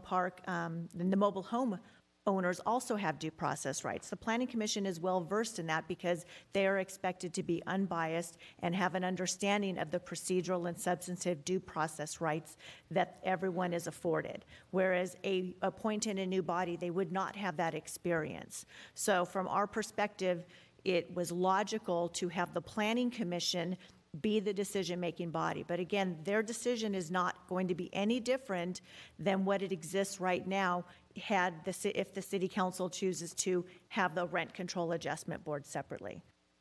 I think you had a question. No, just a comment along the same lines. When this first came to us, I know that I, for one, spoke with the city staff and was very concerned that we were not going to be changing any of the protections that are in for our residents in a very important part of our housing stock. That was one of the things that was primary in my mind. I've been assured by staff, and you've heard them tonight, that the only thing really we are changing is the body which hears these requests for the third type of adjustments. Thank you. Our planning commission is a group of people who meet on a regular basis and who are well versed in land use. So I feel comfortable. We are going to call on Jill Martinez and the rest of the speakers. Just wanted to clarify that there is no action tonight that will eliminate rent control for mobile homeowners at all. Ms. Martinez, followed by Absolutely Jill correct. Nani, and then Carol Klassen. Thank you very much, Madam Mayor, council members, and staff. I've had the opportunity to speak with a couple of you. I am Reverend Jill Martinez. I am a minister with the Presbyterian Church USA and have been working in affordable housing for a number of years. Right now, I come before you as a representative from GSMOL, the Golden State Manufactured Homeowners League, that's very much involved with the MRL, the legal, our legal rights. I live in Ventura. I live in Buenaventura Mobile Home Park, and I'm assistant manager for the Central Coast in the 3-county area. So I've been working with a lot of different mobile homes from Ojai to Thousand Oaks and so on. People from Casitas are even calling me now. This is very serious. We are going to point out a number of things to you today that are substantive. There is one global issue that I want to address, and then the GSMOL attorney is coming in electronically to clarify and clean up any mistakes we made as we share with you. My global concern, which I did have an opportunity to share with staff, again, I hear landlord-tenant, landlord-tenant. That is not the issue, and it's a great big concern if you have people making decisions about people living in mobile home parks that are not familiar with MRL and that they have a whole language that they need to understand and comprehend. The RAC, of course, has at least 2 mobile home homeowners. The issue is, as I look at your ordinance, I have asked that beginning with the first page, second paragraph, I believe it is, and just there out, every place it says tenant, it needs to be changed to homeowner. And this is a partnership between landowners and homeowners. The homeowners own more of the park than the landowner. So when you talk about fair return and protecting your asset, it's not just what a landowner can get, but the research is in, and every $100 our rent is raised, we lose the value of our homes by $10,000. So our return for our investment needs to be taken seriously as well. However this works out with the Planning Commission or not, I don't know what access the planning commissioners have to mobile home living or the law, but it is significant. And so consider this as a partnership. There are 2 owners. There's a landowner and there are homeowners. That language needs to be changed in the ordinance. Thank you. Thank you. Jill Nani is next, followed by Carol Klassen, and then Laura Bjorklund. Mayor Bill de la Pena, I really appreciate you prioritizing us. Thank you. Okay, my name is Jill Nani, and I live in Twin Palms Mobile Home Park on 198 North Skyline Drive here in Thousand Oaks. I really appreciate the opportunity to speak to you today. I oppose the repeal of Chapter 25 of the Mobile Home Rent Stabilization Ordinance and request that all provisions in Chapter 25 of the Mobile Home Rent Stabilization Act remain in effect moving forward. I advocate the continuance of the provision in the current ordinance that states rent increases are assessed at 100% of CPI with a cap of 7%.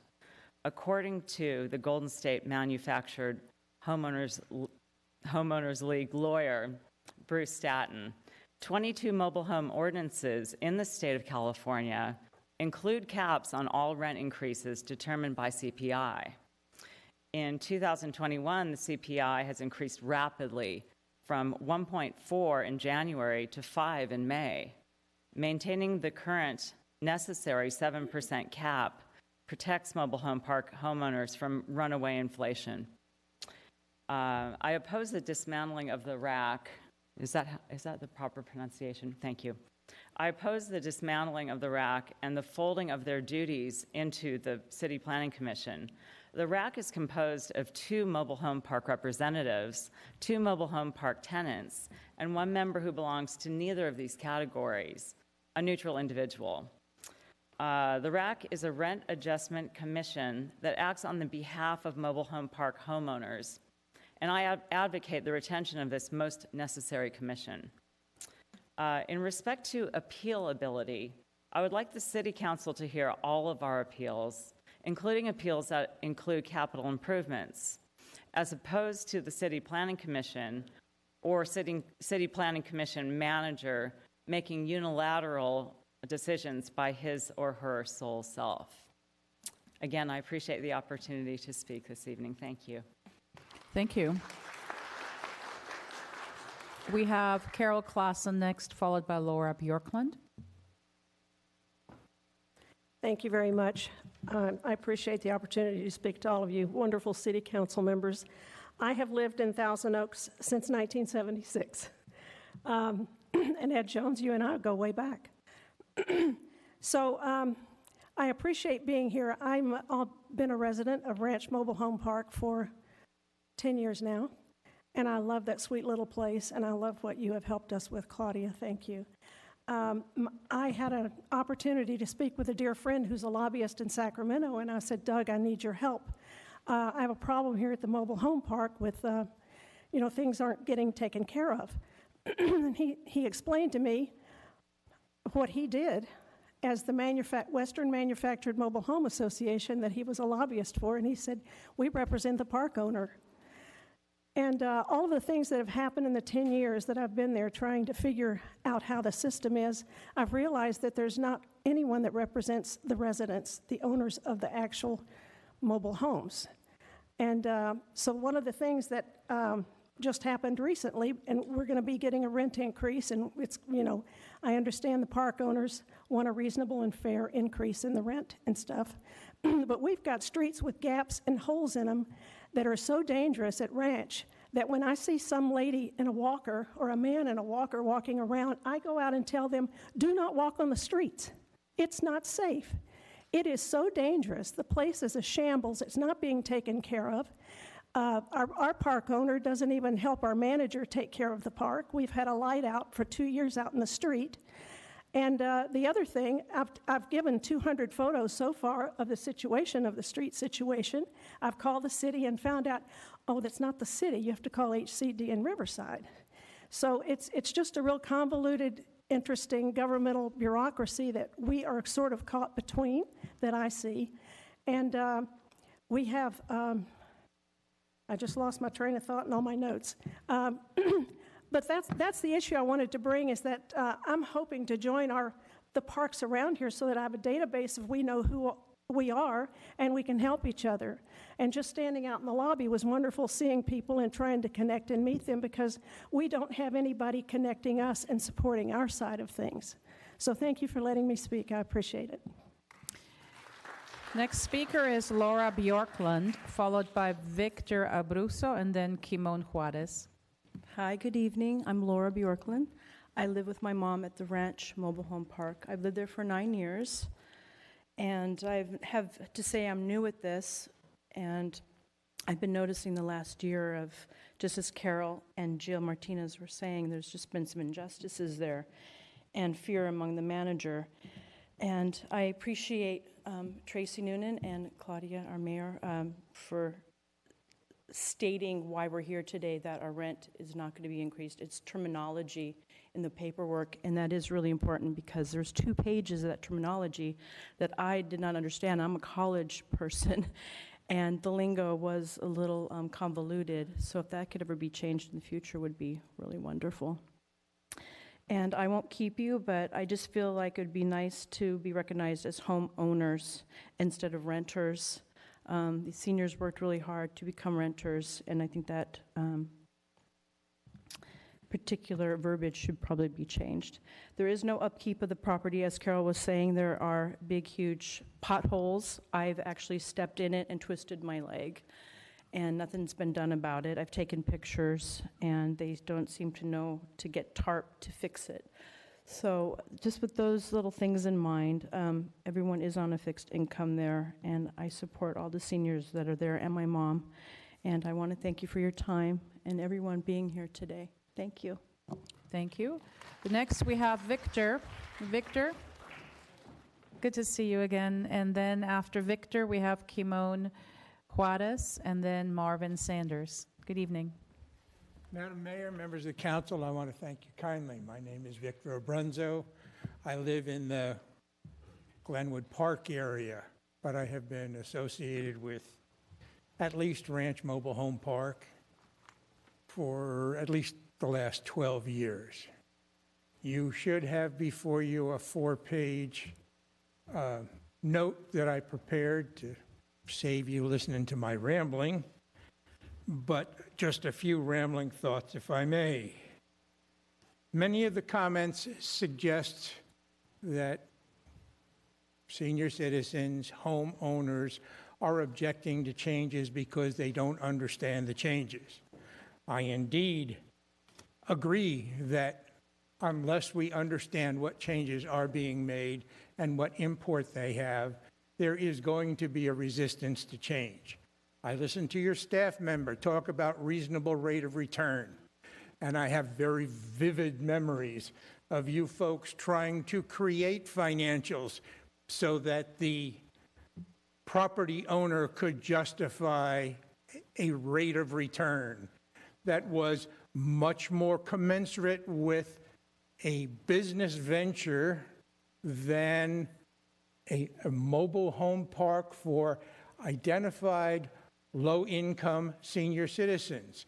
You may recall that at least with respect to Ranch Mobile Home Park, that it does not comport with the space and other design requirements laid out in the code, the California regulations, and particularly 25 CCR 1110. It was presumably allowed as a cramped, contained space in order to have cramped, contained rent. And that has not consistently been the case. 2 of the previous speakers have spoken about the lack of maintenance on those properties. Because the HCD standard provides that the property code enforcement is done by folks in Riverside, in effect, it's not been done. And your staff code enforcement folks maintain that it is not their job. I would ask you, if you are going to take more responsibility for the relationship between the landowners and the homeowners and what is due to each, that you ought to know more about the quality of the maintenance of the properties. When the esteemed Mr. Fox led us down the path with his proposed safeguards, we found that the landowners were going to be protected for all of their required investment out of our hides, and yet we do not see the improvement forthcoming. More importantly, there was never a base where you established just how poorly maintained those properties were before you decided to let them compense themselves for further improvements. I've outlined most of these in that 4 pages. I am suggesting to you that we need to have a better understanding of what is to be expected, what is the policy, what does that staff member mean for a reasonable rate of return, and why should that apply, if at all, to Ranch Mobile Home Park or any other park. I would suggest to you that you very much need to get whatever organization you put in control of rent and make sure they start out with policies that make sure they identify the deficiencies that exist now before we start allowing recoupment of investment in properties. Thank you. For all of those reasons, Thank I you. hope we have more conversation. I think Councilmember Jones has a question for you, Mr. Yes, Mr. Abruzzo, what is your opinion of the current board, the RAC, is that what they called it?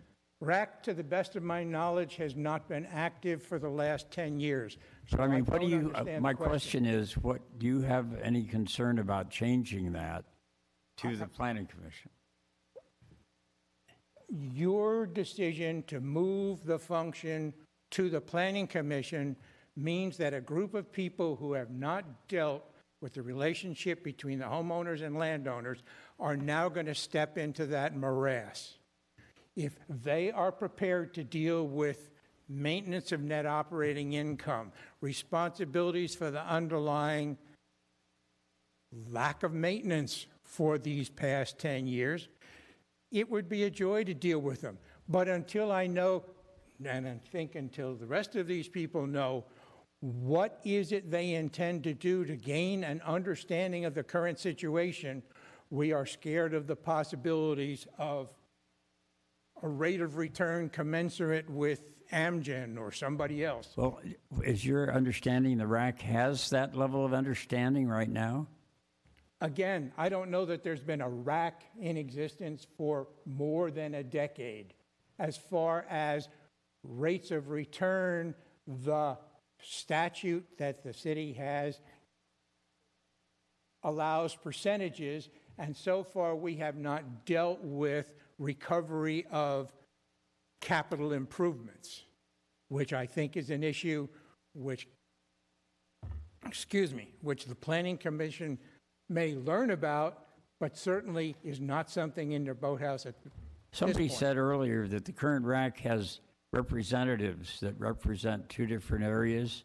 Again, when RAC operated more than a decade ago, it had representatives from the mobile home community, and we could address issues that they knew about. Hasn't happened for 10 years. Okay, well, that didn't answer my question, but finally, what does a tenant, not a tenant, I agree with you, homeowner. Thank you, sir. Yeah, I think we ought to change that, Mayor, to homeowner. I really think we ought to. These people own their homes that are sitting on somebody else's ground. These people have invested in homes Yes. in the hope that they would be protected from the vagaries of inflation and the greed of some property owners. Yeah. Finally, what is the current remedy that the homeowners have if the owner lets the place run down? What can they do? Do they go to the RAC to complain? Do they come Well, here? Again, there is no RAC. The way that statutory provisions are created in this Oh, there state, currently isn't a RAC, is that it? There is no RAC. It hasn't been a RAC in 10 years. Okay, well, I thought they just hadn't met for 10 years, pardon me. I misunderstood. I thought they were kind of a lazy RAC, you know. My rack is a lazy rack, yeah. but thank you. But I what would can- suggest to you, sir, that the issue is, as I said before, code enforcement allegedly comes from Riverside, and it comes rarely, if at all. And so we need local code enforcement unless somebody is going to tell you a different story.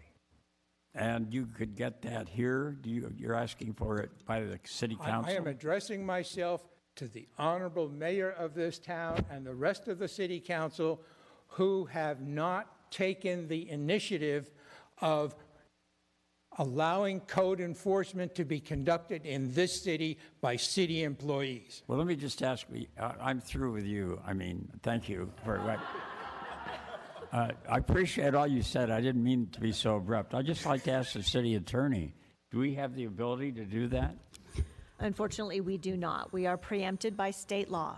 State law completely controls all infrastructure, housing suitability issues associated with mobile home parks, and we are completely preempted from any local code enforcement actions against mobile home park landowners.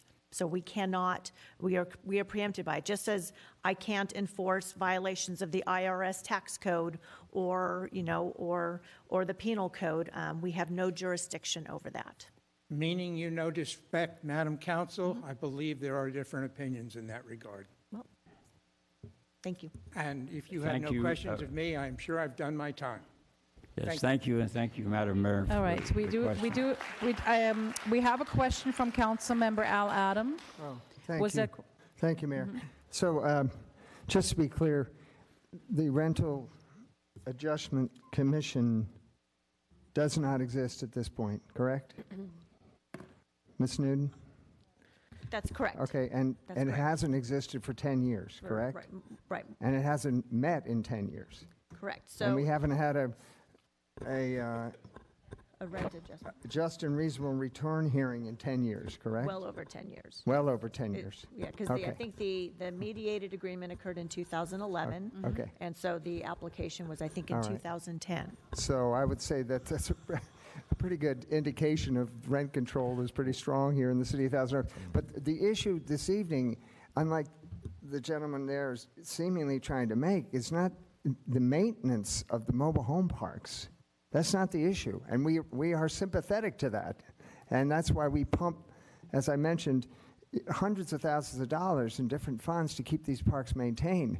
The issue tonight is simply that we have to appoint a body to hear any of these potential just and reasonable return hearings, which we haven't heard in 10 years, and I don't know if I anticipate hearing any in the future, but it seems to me that the Planning Commission would be eminently suited to do that. It's 5 neutral people that would listen to this situation. I mean, if we reinstituted the RAC, there would be a learning curve for them, just as there might be for the Planning Commission. And of course, anybody can come before the Planning Commission, just as you're doing right now, and plead your case and make any remarks that you'd want to make. It's a public, transparent hearing.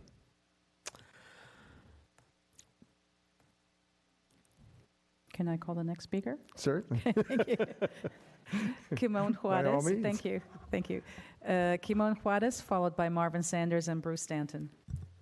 Hello, my name is Kimon Juarez, and I do reside in Twin Palms Mobile Home Park. I was not aware that RAC did not exist. I was aware that it didn't meet in 10 years. I do support the reestablishment of RAC in that case. I think that RAC, the way it was designed previously, is more suited for our needs as opposed to the city's planning commission. So if the city's planning commission is going to be on a learning curve and a new establish of RAC would be on a new learning curve, what's the difference? And we should compose it, the RAC, the new RAC, the same way the old RAC was constructed. So I do still oppose the dismantlement of RAC, or if you would call it that. I would also like to see Chapter 25 before the revision in 2011 reinstated, where in Section 5-25 5.02, paragraph 4, index means the figure employed when determining allowable rent increases under section 5-25.05 and shall be calculated by taking 75% of the Los Angeles, Long Beach, Anaheim Consumer Price Index for all urban consumers for the year ending April 1st, rounded to the nearest tenth. No index in the excess of 7% shall be employed. I would like to see that reinstated. I don't think at this time, in the era we're facing post-pandemic with rapidly increasing inflation, there's a place for mobile homeowners, your typical mobile homeowner, to pay 100% of the CPI as it keeps growing and growing and growing, and we see no stop to that. As far as our mobile home properties being maintained, I can tell you that they're not. Our mobile home park is infested with vermin. We've brought this to the manager's attention many times. He does nothing. He says that if he brings it to MZL, the property manager, he's in danger of being fired. I've contracted Lyme disease. I do believe, based on good evidence, I contracted it from Twin Palms Mobile Home Park. We are infested with the whitefoot mouse, which carries Lyme disease. And I've become very sick as a result of it. There are unlocked electrical panels that children can get into and electrocute themselves. Just like Ranch Mobile Home Park, we have deep holes that the disabled can easily and have fallen into. Going forward, that was my main concern, opposing that. We also want our appealability to go with the city councils for all issues, including capital improvements. We don't think that any one person should hear any appeal, including capital improvements. It should be a body of the city council that votes on it. And that's all I have to say for today. I really appreciate you letting me speak. Thank you, Madam Mayor. Thank you. You're welcome. Our last two speakers are Marvin Sanders and then Bruce Stanton. Good evening. Hello, Mayor, Council, members. I'm Marvin Sanders. I live at Ranch Mobile Home Park. I own there. I'm the young gun. I'm 61 years old. Most of the people there are 85, 95, and they are our greatest. Pardon? Stop this on age, okay? They are our greatest generation. But yes. I love where I live. It is tragic, the conditions there. I know that you guys have stated that you have no enforcement abilities, but it's a 30-second drive. I would recommend that you guys drive over and look at the conditions there. I'm not talking about potholes. They're trenches, 3 inches wide, 2 inches deep, 4 inches deep. Someone can get hurt in there. Once again, you don't have enforcement abilities, that's been stated, but you do have perception abilities, and that governing bodies do have some force that you can use. I can afford a rent increase. I'm still working. I'm once again the young gun. There are a lot of people that are on assistance, that are counting on churches for food, and rent increases will bring them to what you guys were excited about an hour ago, and that's the homeless population. And these people don't deserve to be homeless. I'm not going to be homeless. I have a good work life ahead of me. But Ranch it's a travesty, the way people have to live there. The RAC, I believe, the new RAC should be the Planning Commission with some homeowners in it, because the Planning Commission they're not boots on the ground. That's not their specialty. That's not their expertise. You need people that live that life and have a practical understanding of the day-to-day paradigm that is functioning there. yeah, the prices just can't go up. People can't afford it. They really can't afford it. And people right now, currently in the ranch, are making decisions over medication and meals. And anywhere in America, that's not fair, and it's not right, and it's really not fair or right in Thousand Oaks. This is a pretty prestigious area that we live in. That's about all I really have to say. I mean, things are tragic. I mean, like I say, I'm not in an everyday mobile home park because of the senior park, but I know it's happening everywhere, and that the owners do not care. They do not care. When I moved in 6 years ago, there was nice grass, and now there's dirt. We don't have any rodents or anything of that nature. But like I say, it's a 30-second drive. You guys should go over and just take a look. You don't have jurisdiction, but you do have eyes.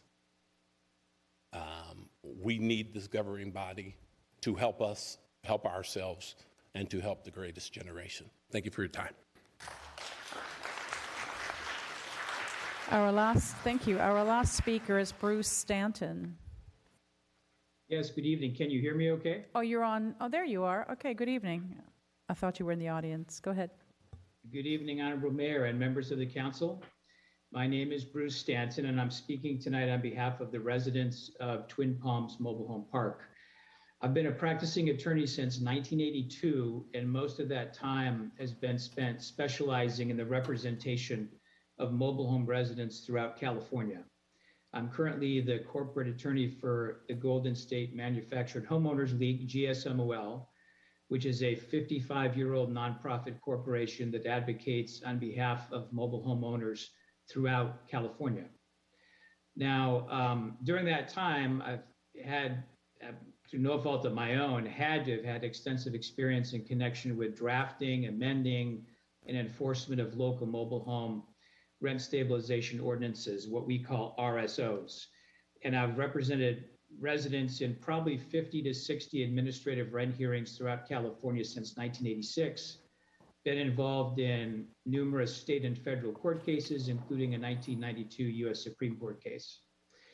I've only had since yesterday to review the lengthy staff report and the attachments. I was not involved with the 2011 RSO amendment. I do understand the general need to amend the current ordinance due to the timing out of your 10-year moratorium agreement. I would have liked to see more time for the stakeholder groups, the homeowners or the park owners, to be involved and maybe made a part of this process. We have a time crunch now that I see the council facing with the summer recess schedule ahead of you. And after tonight, I think you only have one more meeting before the revisions would want to be taking place, I guess, around the middle of August.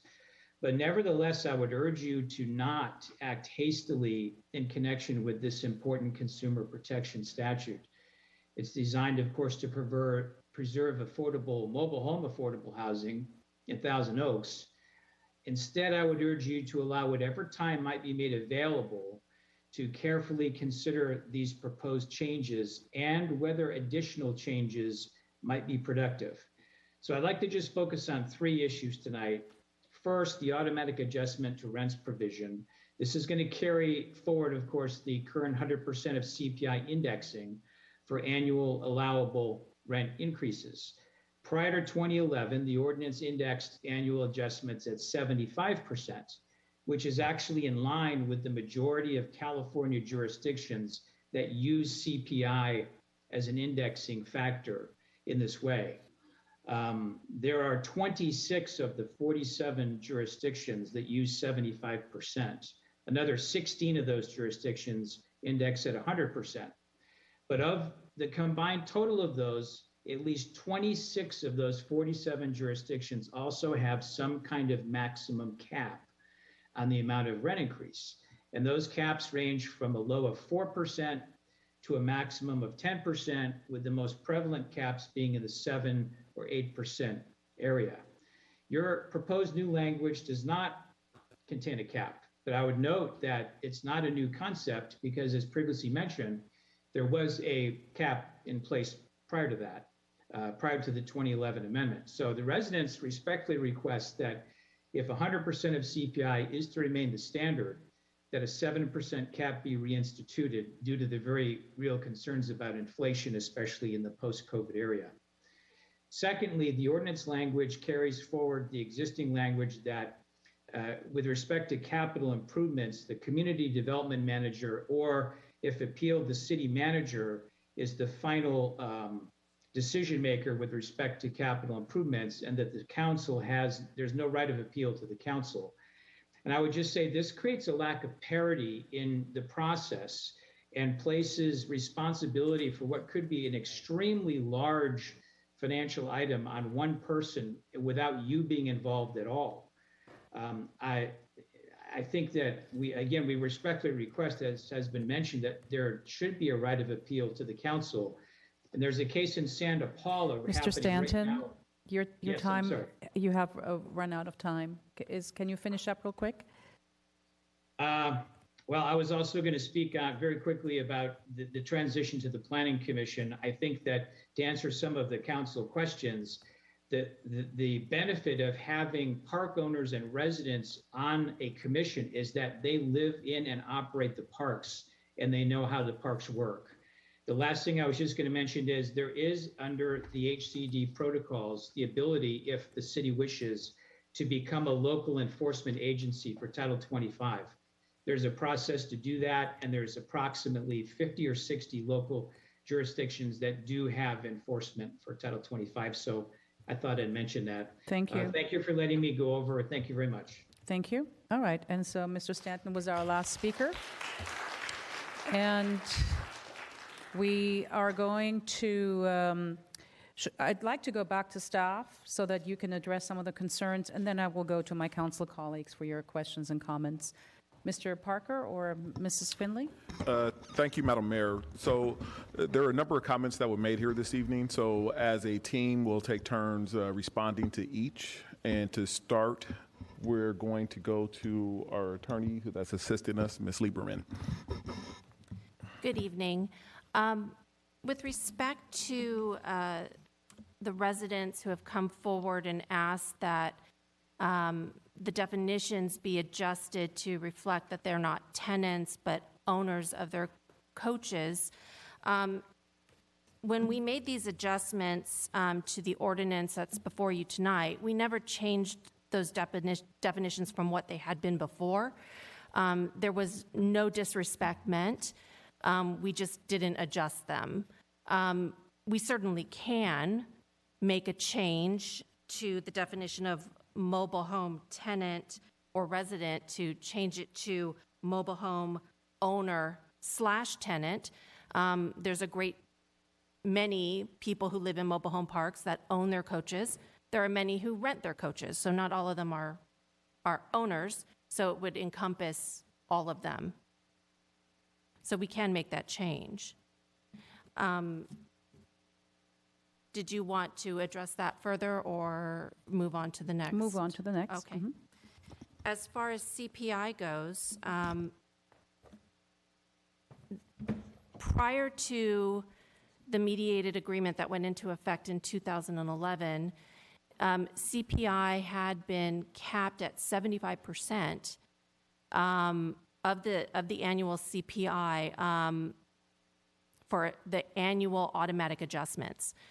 As a result of that mediated agreement, and part of it, in 2018, CPI went to 100%. So the mobile home park residents have been paying 100% CPI since 2018. I would also note that since 1986, the annual CPI adjustment has never gone above 5.5% since 1986. This year, the CPI adjustment for ending March 31st, 2021 is 2.2%. And the range has ranged most between 1.9% to 3.8% in the last 5 years. There has not been since 1986 anything that has gone above 5.5%, and that was in 1991.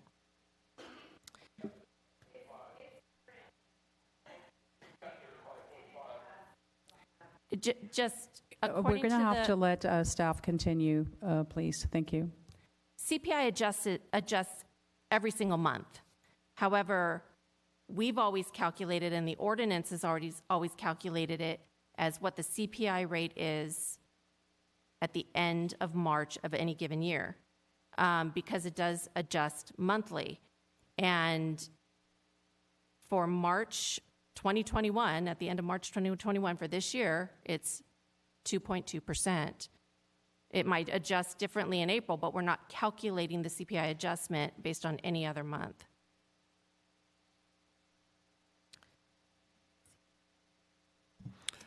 Thank you, Felicia. And with that, Ms. Lieberman. And with that, we'll turn to our planning manager, Ms. Finley, who will address further. Before we go to Mrs. Finley, I think there was a question about, or a statement, I'm sorry to interrupt, about the process where the city can become a local enforcer. I was wondering, Ms. Lieberman, if you could speak to that, or perhaps another staff. What is that process for the city to become an enforcer? An enforcer. For any discrepancies or any issues with the mobile home park property, such as the infrastructure, the roads, the streets, I should say. That falls within the purview of HCD with the state. Yes, but Mr. Stanton just said that there is a process that can be undertaken for the city to actually enforce some of these problems where they are not providing proper infrastructure. Right. I believe, Mayor Bill de la Pena, that cities can request permission from HCD to provide, to actually act as an enforcement body on behalf of the state. We have not done so. It would obviously require, a change to our code enforcement staffing and regulatory provisions in our code. So we've never asked to do that because from our perspective, HCD does control it. But we could seek permission from HCD to do that, which some cities have done. And Thank you. I would just add to that, that's above and beyond the item that's before us tonight, but I want to stress if the council wants to have further dialogue of that in the future, it's a bigger dialogue question. Sure. Because from a resource allocation standpoint, that would require an increase in staffing in order to take on a responsibility like that. We'd also have to go through, there are a lot of burdens that come along that. I would want to give council a full and comprehensive report on what that looked like so you understand the Sure. financial and legal aspects. Thank you. I just wanted to have that addressed because it was mentioned by the last speaker. Thank you. Ms. Finley. Thank you. I have a couple of items I'd like to respond to. Let's see. Regarding appeals of the capital improvements to City Council, the current ordinance for capital improvements and rehab work, the appeals go from the decisions made by the Community Development Director or their designee, and then they're allowed to appeal to a hearing officer, which instead of using the term hearing officer, we gave that responsibility in this proposed ordinance to the city manager or their designee, and then with no further appeals of those decisions. Then I just wanted to clarify that. The makeup of the RAC in the current ordinance is one tenant or one homeowner and one property owner, plus 3 at-large members, and then there are 3 alternates. One is a tenant and one is a property owner, and then another at-large. So technically, could we then make the other persons on the RAC planning commissioners? Ms. Finley just mentioned about the makeup of the RAC. It is made up of one mobile home owner or tenant, a mobile home park property owner, and then 3 at-large members. And I'm wondering whether those 3 could be planning commissioners. Right. So again, then what you're doing is you are creating another body. And one of the concerns that we had the last time we did the rent adjustment hearings was while we appreciate the fact that you have a level of familiarity and understanding and experience as either a mobile home owner or a landowner, it is rife with conflicts. And the concerns that I have as an attorney is the due process requirements that are imposed on a committee or commission to hear these types of applications. We cannot have any bias that's associated with those decisions. And we struggled the last time with the fact that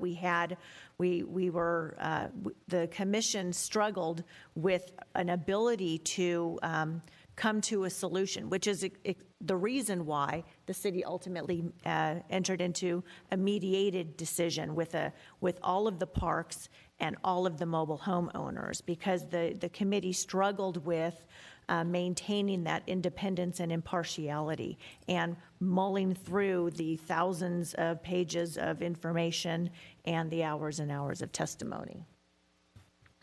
Thank you. Go ahead, Mrs. Finley. Okay, and then the one last thing I wanted to address, the question regarding what is just and reasonable return mean. And it's defined in section 525.09, and it talks about anything, what essentially in layman's terms is that it's any physical improvement or financial or operating expenses that are not included in the capital improvements. So it's over and above the other types of potential rent increases. City typically hires an expert to help evaluate those applications and to provide a report and recommendation on the application materials before we would schedule it for hearing with the Planning Commission or the RAC. And I just wanted to clarify those points. So when you talk about training, there's going to be an expert on hand that is going to work with staff and the Planning Commission to make sure that it all complies with what's reasonable and what state law requires or allows. Thank you. Any other comments, Mr. Powers? Yeah, I'll just bring kind of a final comment before moving to council questions. So, as a reminder, the item before you tonight brings into compliance with state law, modifies the hearing body. The RAC that was there before, because these were so few and far between, a new RAC was recruited each time. So you would have new members that would come in and go. So it was very transitory in that manner. And as Ms. Newman had pointed out, there were some legal concerns and complications. The ordinance before you tonight, we're amending it to be in compliance with state law, but the focus was because we're coming to the end of a 10-year mediated agreement, and I recognize there's a variety of opinions on that out there, but it has been in place and it has been functionally structured in that way, was to leave as many of the remaining aspects as are in place. So to that end, that's what's before you. Council certainly has opportunity to make other changes should you desire. Thank you. I will go to the first council member, Mr. Adam, and then Council Member McNamee. Oh, thank you, Mayor. Okay, so there's just a very limited amount of circumstances that can affect rent. One, as you discussed, is the CPI, and that's remained fairly steady over the last 35 years. The other would be a capital improvement application, which goes before the Community Development Department. And what was the appeal? I'm getting to that, Ed. Oh, I thought you wanted to know. No, I haven't gotten to that yet. So, the second one is a capital improvement application, which would be heard by the Community Development Department. And what was the appeal process for that? Where did that go? The Community Development Director considers the application and makes a decision. And if there's any portion of it that they want to appeal, it can be appealed to the city manager or their designee. City manager. Yes. Okay. And then finally, the business of the just and reasonable return hearing, which was supposed to go to the RAC, but seemingly basically did not. What would have been the appeal to the RAC? So what's currently in the ordinance and what is proposed is that it goes before the commission, whichever commission that ends up being, and if there's an appeal, it goes to the city council. It would go to the city council. The just and reasonable return application. Okay. Because the last speaker talked about appeal as if there wasn't any. If the planning commission became the hearing body, But in fact, that would not be accurate, would it? Because you could go from the Planning Commission to the City Council, could you not? Correct. Just for just and reasonable return applications, Yes. the appeal would be from Planning Commission or RAC. All the way to the top. All the way to the top. For capital improvements, those appeals never went to the City Council historically, and we're not making that recommendation today.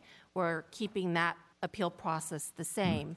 The only thing we're changing is this, instead of an appeal from the Community Development Director to a hearing officer, which could be the city manager, or it could be another department head, or it could be some third party we hire outside of the city, we streamlined it to be the city manager.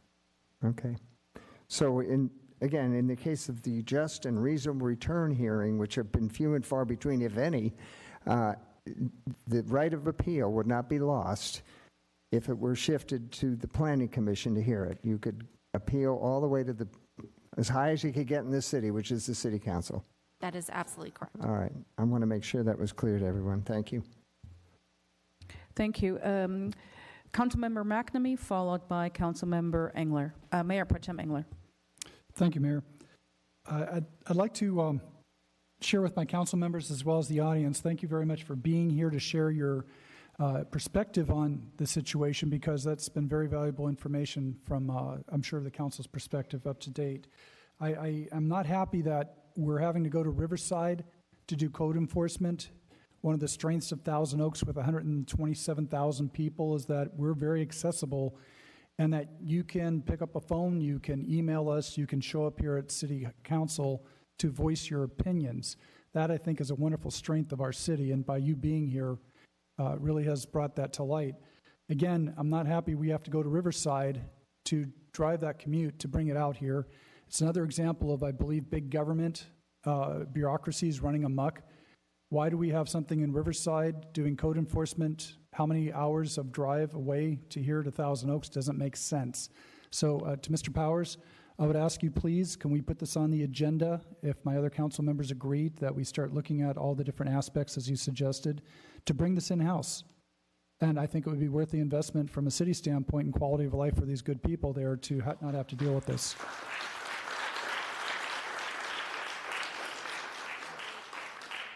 Second point is I have a real hard question for city staff regarding reasonable rate of return. One of the things that happens in rent control, whether you like it or not, is that if the owner of the property does not get a certain rate of return, monies don't go back in to improve the property or maintain it. And that's a challenge here because, yes, we do have a section there for capital improvements that would raise up the rents that you would have to pay there as homeowners renting the property that you're on. However, there's a downside to that in that the owners of the property may not want to put money back into it. And now you introduce something called the accounting shenanigans that goes on. There's what's called GAAP, General Accepted Accounting Principles. And if you ever jump into accounting, you can move numbers around in such a way that the owner actually made a lot of money, but in paper it looks like they lost money. And that's not a real good way, as far as I'm concerned, to protect the true nature of the money exchange between you as the homeowner tenant and the property owner. City staff, again, you're looking at the accounting returns to come in to determine what the rate of return is for the investment. How do we protect ourselves and these good people from accounting shenanigans that can take place? I'm not saying they are, but they can take place. How do we protect them from that? So for rent increases proposed that exceed CPI, that's where the just and reasonable application comes into play. And part of the consideration with those applications is an investigation of code violations, how the funds would be used, the financing, and code compliance is part of it. That's a standard part of that application existing now, and that will be carried forward in the new ordinance if council chooses to move forward. Okay. We'll see how this plays out in the future. If I could also add on to that, Councilmember McNamee, with respect to the last rent adjustment hearing and what would go on in the future is if an application is filed, city actually retains an expert to assist us in evaluating the application and all the financial information that's provided by the park owner. Okay. So that an accountant sort of will go over the books to, as there's an audit that is done and Yeah. so forth. We recognize that, we don't do these every day. Again, it's been 10 years. I think the one before that was many years before. So we hire someone who has expertise in the industry who can help advise us on what they consider to be reasonable and not reasonable. I believe the term's forensic accounting, if I remember Yes, correctly. it's Thank a you. forensic accountant, yes. And let me ask, Ms. Liebman, if I understand it correctly, it was 75% of CPI that is now 100% of CPI as of 2018. And then you said the March is the month now. Is that just a snapshot in time for the CPI, or is it the trailing 12 months all averaged with March being the end date? Do you follow the question?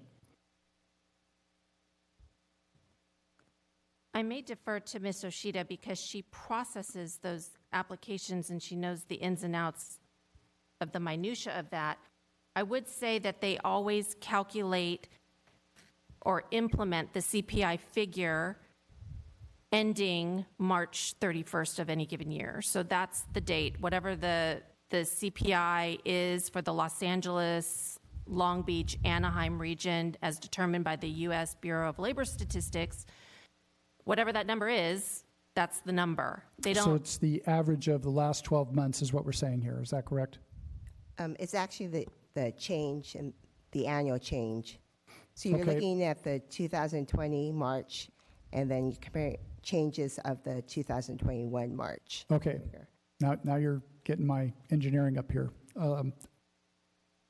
So March was a snapshot. Let's say CPI for last year was 2%. March CPI for this year was 20%. As compared to the average CPI for 12 months from March to March, may not have been 20%. It could have been 4%, 5%. I'm asking which, and I want to be real clear on this, are we looking at just March as the snapshot of the March CPI? Or are we doing the last 12 months, all the months averaged CPI come together to get that final number? Do you follow the question? I don't know if I'm being clear. So we are using the index for March 2020, comparing it to the new March 2021. So it's a change in the CPI. How do they arrive at that number? It is the preceding 12 months that goes into that March figure. So the cap date is the 31st, but it's the preceding 12 months for each year, with the difference being taken into account as Ms. Oshida pointed out. So it's annualized, okay, and That that's is what I mean correct. by the average going all the way through. Thank you. Now, let me ask a question, and again, this is a question I don't mean to be facetious here, but why are we looking at Ventura? Why is Ventura looking at Orange County, Los Angeles, Riverside to arrive at the CPI? If this is Ventura County, we have nothing to do with their costs in those areas. I would say that I did speak with our finance department, and that is the index that the city uses for most of its CPI calculations, and it's the index that's closest to us regionally. And we don't have a regional CPI for Ventura County. My understanding is we do not. We need to talk about this.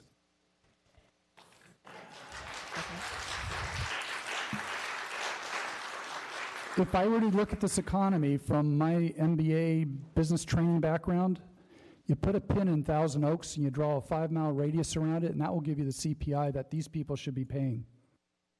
Does that make sense? And we have Cal Lutheran with tremendous econ program, and we have some experts there that put out the economic report every year annually, Matthew Feenup. You know, we can derive our own number and not rely on something else that's not anywhere close in geographic location to us. So I again, sorry, Mr. Powers, I'm kind of throwing this on you again. Can we start looking at this as another option to determine the CPI for the good people here to have a really reasonable CPI as compared to something coming from Los Angeles, Orange County, Riverside that doesn't really apply to Thousand Oaks? Sure, anything is possible to take a look at. I would just add CPIs are pretty generalized. They're kind of industry standard pieces. So I'm not an expert in it. If Ms. Boscarino was here, she could probably speak more fluidly on the topic. But, I'm certainly happy to bring up the topic. I don't know that I certainly have any answers for you here tonight if we could localize the CPI, but I do know we benchmark it with all of our financial folks off of the index that is closest to us, that is part of the national indexing that occurs. I don't know why Ventura County is not part of CPI for our own region and done it that way. Again, that's something perhaps we can talk to Ms. Boscarino. Next is, I understand we have a right to, they have a right to appeal to council, correct? If there's something that they don't like regarding the reasonable rate of return or something of that nature. So I'm glad we talked about that. I do move forward, and I'd love to see the change of the language to read mobile home owner tenant. That would be excellent. I'm glad council seems to be on board with that. And again, the rate of improvement, again, with capital improvements, we have apparently not had the capital improvements that need to be done, whether it be potholes or rodents and vermin. And I'd like to see that also be part of our discussion here when we move forward with this in a real level. So with that, I turn it back to you, Madam Mayor. Thank you. Thank you. Mayor Pro Tem Engler? Yeah, thank you, Madam Mayor. At the risk of prolonging this a little further,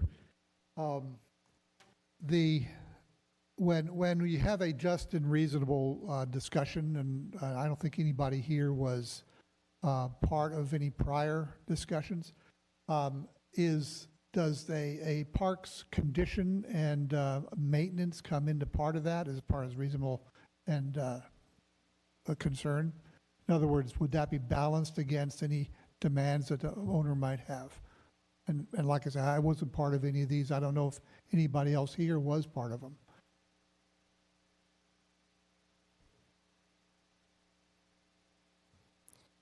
So the items that are listed in the ordinance as it reads, you're talking about general maintenance of the facility in the common areas? Well, I'm just saying if a park owner comes and says, I need a just and reasonable hearing on getting more money from my tenants, my homeowners, thank you, that would the condition be part of the discussions as far as what rate of return he might expect? Excuse me. So as part of that application, that's something that would be considered in reviewing the application. And as Ms. Noonan pointed out, the city would, in fact, hire an expert to help us evaluate that application and the criteria that goes into that. And the outcome would be expected to be fair and reasonable in terms of the decision to allow that increase or to reduce it. I'm not an expert in it, but what I believe happens, and again, don't quote me on this, but this is my understanding of it as a layperson in this area. I believe that when an application is submitted for a reasonable rate of return, one of the issues is the valuation of the property, I would imagine. So the condition of the property would be relevant to what the reasonable rate of return is based on the valuation of the property. I believe that that's how it works. But again, I'm relying on an expert. No, not on my understanding. Reasonable rate of return, that we're looking at ROI, that's simply the dollars put in and what profit you get out at the bottom line, similar to a dividend or a savings account. That's what I was trying to get to is what is part of that. In other words, all these fine folks have documented a lot of the issues at different parks. Would that be part of the discussion, irrespective of any ROI that is some economic viewpoint? So just to clarify, Councilmember Engler, you're inquiring whether or not lack of maintenance and upkeep of the park itself would be a factor in determining a just and reasonable rate of return calculation. Correct. That'd be part of the discussion as far as what would be a reasonable and just rate of return for an owner that perhaps didn't maintain the property properly. And under our current ordinance and what is proposed, it hasn't changed. And the failure of a park owner to perform ordinary repair, replacement, or maintenance would be a factor that is considered and reviewed as part of that calculation for just and reasonable return. Okay. In terms of the rack, and again, nobody here, with the possible exception of some of our staff, has ever been part of a rack discussion for reasonable and just return. I'm curious because a lot of what we're talking about tonight is whether to go with a planning commission or go back to another commission of a rack. How did it work? What were the pitfalls of it? Did it work well, or did it not function properly? Intuitively, I think when you have a group that has people who have a vested interest in the outcome, I'm not sure how well that would function. I'm just curious, as in actual terms, how did it function when it was working? Do we have anybody who was part of that or was part of the city staff Yes. at that time? Yes, the council did hear it, and I don't remember all, to be honest with you. My memory is a little foggy on it since it's been more than 10 years, but it was very complicated, and we, we didn't come to an agreement. I cannot remember. So my recollection is that what happened in 2010 was an application was filed. It was for more than one park, but an application was filed for a rent adjustment based on the reasonable rate of return. It was very, very high. I think it was well over $800. Yeah, it was significantly high. And the city staff hired an expert to evaluate those the applications, and the expert opined that it should be lower than what the park owners were requesting. But even that, so that was the recommendation made to the RAC, and I believe the RAC approved that number as recommended by the expert, and that decision was appealed to the city council by the homeowners. When it came to the city council, prior to a decision on it, actually, city council was going to make a decision to approve those numbers. However, at that time, the city council decided to try to mediate a comprehensive and global settlement to it. Yeah. That's my recollection of it. And ultimately, we had a mediated agreement, and the city council adopted an ordinance under that. And that resulted in the 10-year moratorium and all that? Correct, that's Okay. correct. But the initial application that was submitted by the park owners was very, very high. And what was ultimately approved was lower. Okay. If I may, Madam Mayor. Patrick, Mr. Heher. Good evening, Madam Mayor and members of the council. I did have the privilege of actually working with the RAC Commission at the last meeting. So to Mr. Engler's questions, there were some challenges. One of the things when you have these rent adjustment or these just and reasonable adjustment requests is that they come in and you don't know when they're going to come in, and they're very convoluted because they have a lot of documentation. So before the owner submits it, the owner has to do an assessment themselves as to whether or not they should actually go through this process, because it's going to cost them some money as well to do this. And then we have a time period in which we have to take their application and review it. And then we have the consultant come in to help us review it on behalf of as an independent consultant, not the owner's consultant, which they already have, of course, and not for the tenant's consultant, which they may or may not have. And so to your point, Councilmember Engler, it's about the timing. And so one of the concerns you always have when you have any type of public hearing is due process. And when you have someone who's actually making a request, you can't delay it too long, or there's at least a possibility that they would say it's a takings. And so we have to be efficient with how we handle these processes and ensure that we get from point A to a decision in a reasonable rate of time. And so one of the reasons why staff is recommending going to planning commission is because since we don't know when we're going to have these specific types of very complicated applications, to get a commission together, again, in the past, it was one representative from the owner, one representative from the mobile home owners, and then three at-large individuals to get them brought up into the Brown Act and to get ready for the hearings and to understand the concepts. That just took a little time. It's not like we cannot do it. It's just that for efficiency's sake, we thought that having the Planning Commission do it would make more sense, and we could focus really on the application itself, not having these other issues that come into play when you have to make sure that you have a public hearing with due process rights and ensures that we have an actual, we eliminate that issue down the run.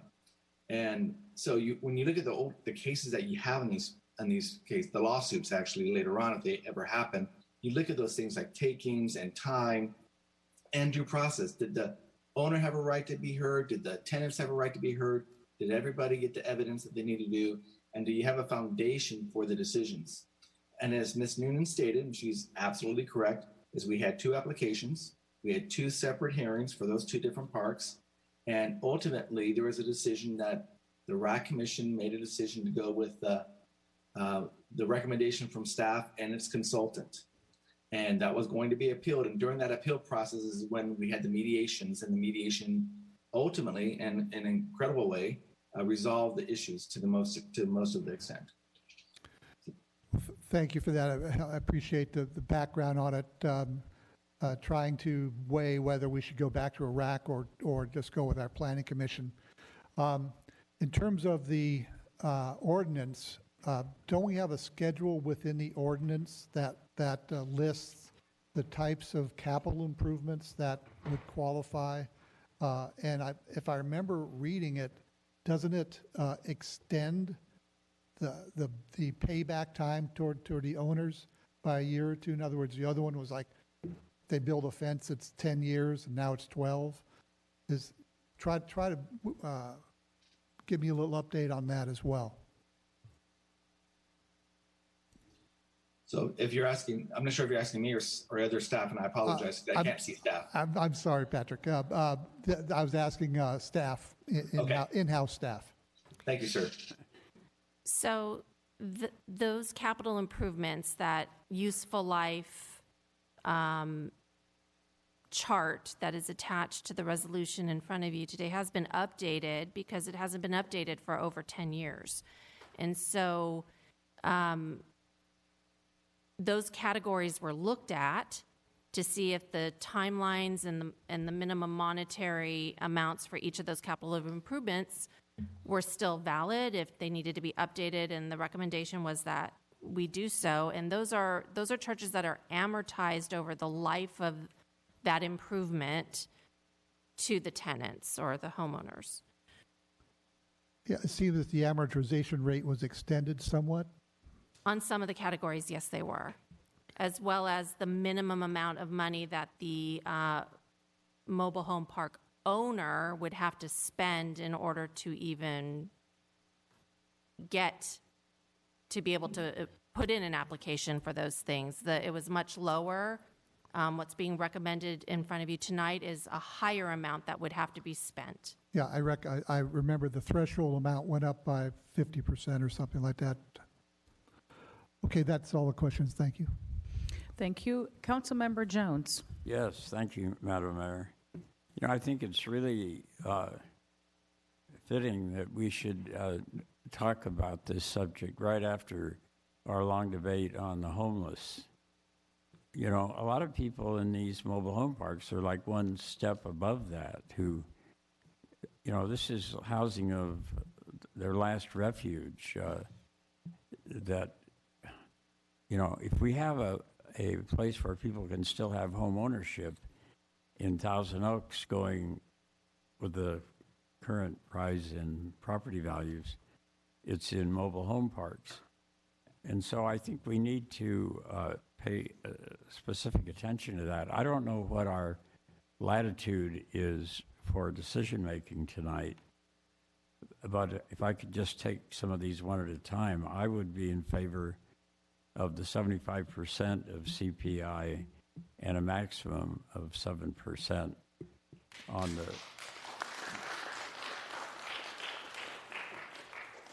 And if I understand the second reason for a possible rent increase, or whatever it's called, I guess rent is the right word, adjustment for capital improvements, does it say and maintenance? Is that in it? Capital improvements and is maintenance included in the second reason? It's capital improvements and rehabilitation work. Does that include like fixing potholes and? It's right in the definition. All the common areas or amenities of the mobile home park. So that would increase, or that would include?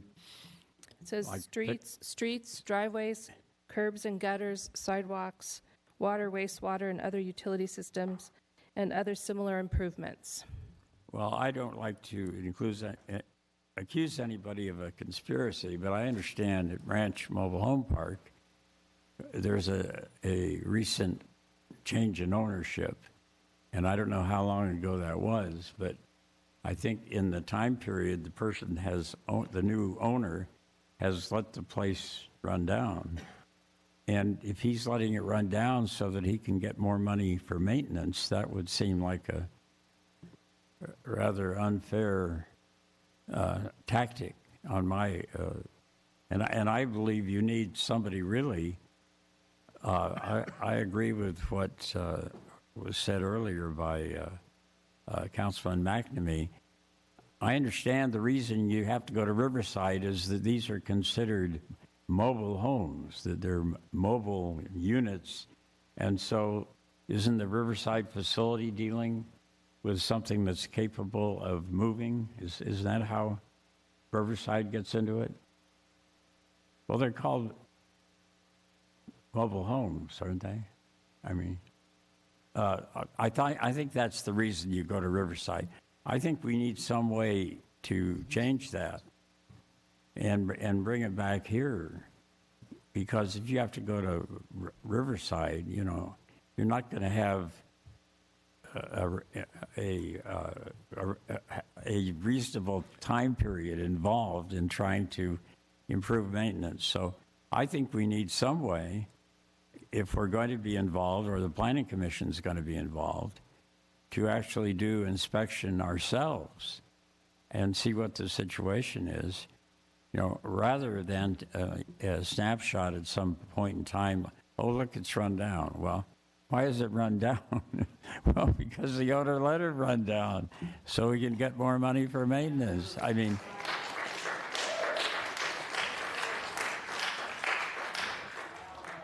you know, these mobile homes, and I'm not going to continue this, but they're the last refuge of people.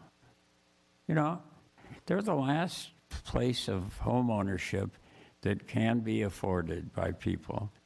And we want to keep people out of homelessness. And in my opinion, we need to do everything we can to give the owner a reasonable rate, but don't let him, you know, pull shenanigans, or whatever the term is, you know, in order to raise the rent. I think we ought to have a way of inspecting and see what that owner did to get in the position it's in, so that he can then want money for maintenance. And by the way, Mr. Sanders, I'd like to apologize if I was a little rude with you when I told you I was through asking questions. I didn't mean to be abrupt. You know, I know this is a difficult matter.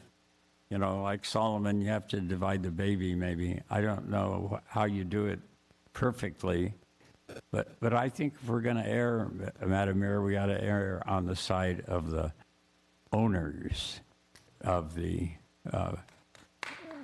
home. The mobile homes. And so I would, in conclusion, I would endorse the 7%, the 7% maximum with the 75% CPI. And I would also say that we need a way of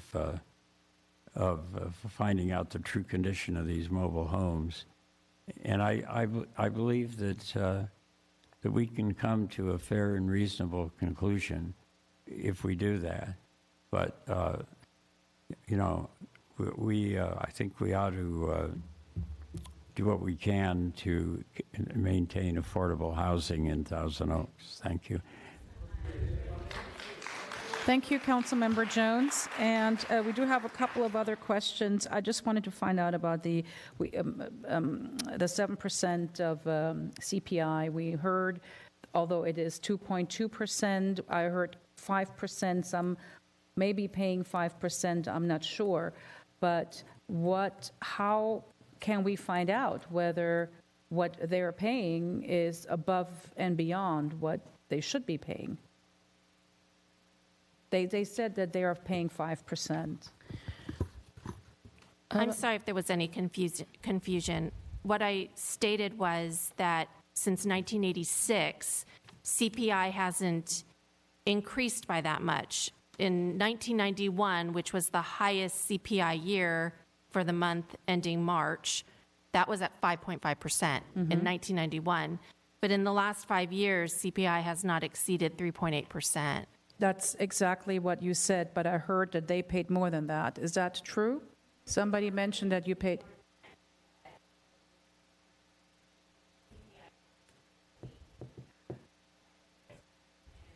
Oh, I see. Okay. Then I misunderstood. I am glad I asked about that. Regarding the appeals process, the last case was appealed to the council by the property owners, the mobile home park owners, and they had to pay the appeals fee, correct? Because they were appealing it to the council?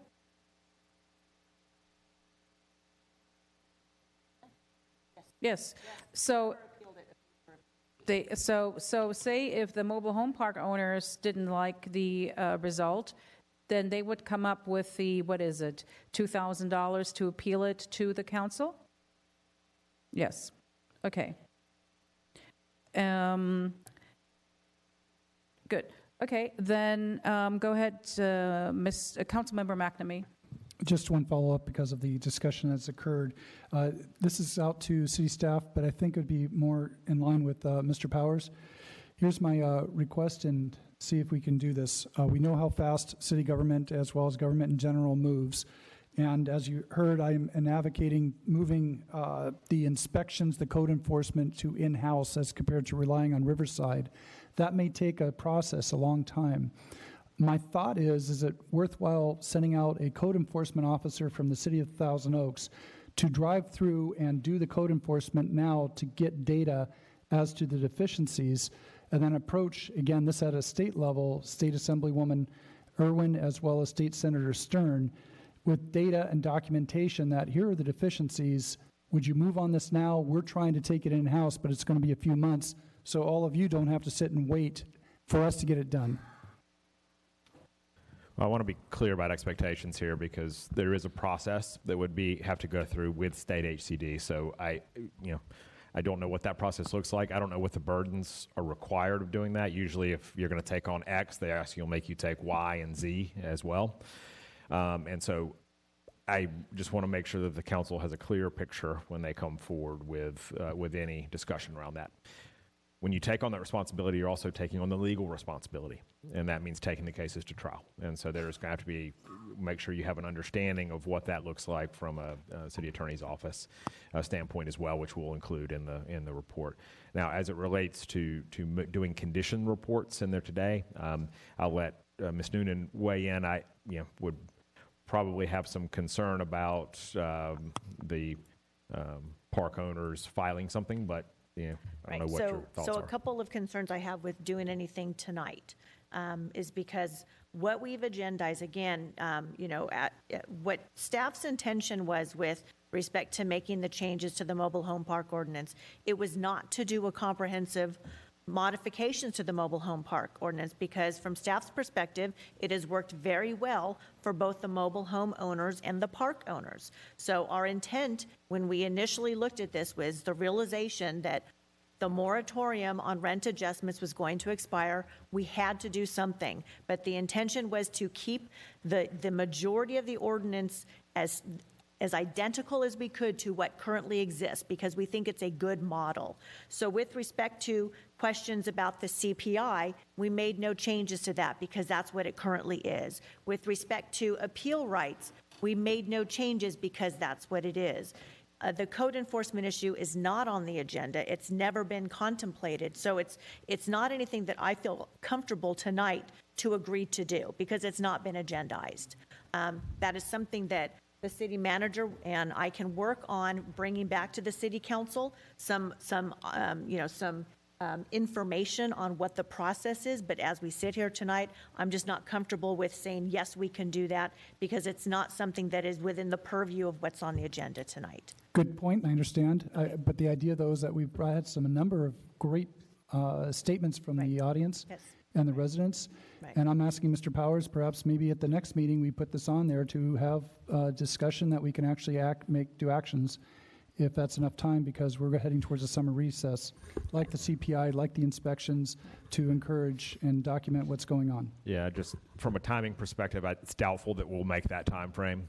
Just want to be honest about that, but we'll certainly aim to do something in the fall, early fall. Thank you. To move this along now, let me see, do I have any? Mr. Adam, go ahead. Yeah, folks, I think we need to refocus here on what we're doing. And don't get me wrong, ladies and gentlemen, there isn't a soul on this council that doesn't appreciate the value of mobile homes to the city of Thousand Oaks. It's the true affordable housing source that we have, and we're very, very appreciative of that. We understand that. But what we've gone off into all these different areas that really aren't what we're tasked to do this evening. If we get involved with code enforcement with eight different mobile home parks, we're talking hundreds of thousands of dollars every year to accomplish that. Now, should we do that or not? I don't know, but I don't think that's really on the agenda this evening.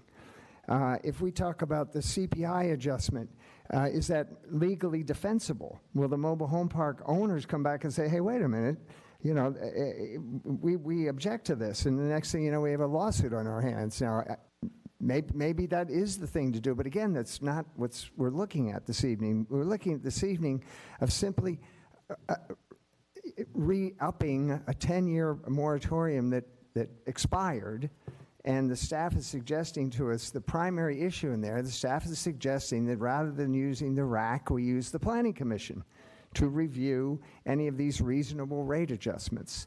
And Ms. Noonan has made the point that the RAC could be considered to be biased in a sense, correct? Yes, there are potential due process and bias issues associated Thank you. with it. Whereas the Planning Commission, and don't forget, the Planning Commission is appointed by each one of us. Mr. McNamee has his Planning Commissioner, Bob does, Claudia does, I do, Ed do. They represent us, and they represent you, because in essence, you voted on them. It seems to me that what's ironic is one way or another, if any of these hearings go before the Planning Commission, it's probably going to be appealed to the council. Because if the Planning Commission hears a rent adjustment from a mobile home park owner and they agree to it, you'll appeal. If they disagree with it, the mobile home park owner will appeal. So one way or another, it's going to come back to us anyway. So does it make any difference if it's the RAC or the Planning Commission hearing it? I'm not really sure it does, to be honest with you. But anyway, the point of the matter is, I hope you all agree with me that we need to refocus here on what's in front of us, which is really the primary issue is, do we allow the Planning Commission to hear these rent adjustments? I understand. I understand your frustration, but I did allow a little bit more leeway simply because so many of the it's a good speakers- discussion, and these are points to consider in the future. Exactly, and so that is why I allowed a little bit more leeway for the discussion, because some issues were brought to our attention that, frankly, I had not heard about. And so, yes, we always have the stories of the mobile home park owners not necessarily doing the maintenance and the repair that they were supposed to be doing. That, I have heard that many, many times. But that will be looked at once we go through an application. We will have a consultant, and the park will be looked at to see if the park needs the capital improvement. So my question is for staff is, in 2018 it changed from 75 to 100%. Were the homeowners at that time notified that it was changing to 100%, or did that just automatically happen? I believe they were notified because it was part of the mediated settlement. Okay, very good. And so if we were to go back to 75%, what would be the ramifications, if there were any? Well, the park owners are not here to comment on that, and they were part of that negotiated settlement. So they bought into the increase to 100% CPI, as did the tenant group or the homeowners group. So to now change it back without input from the park owners might be problematic. Okay, would there be time to get their input on this?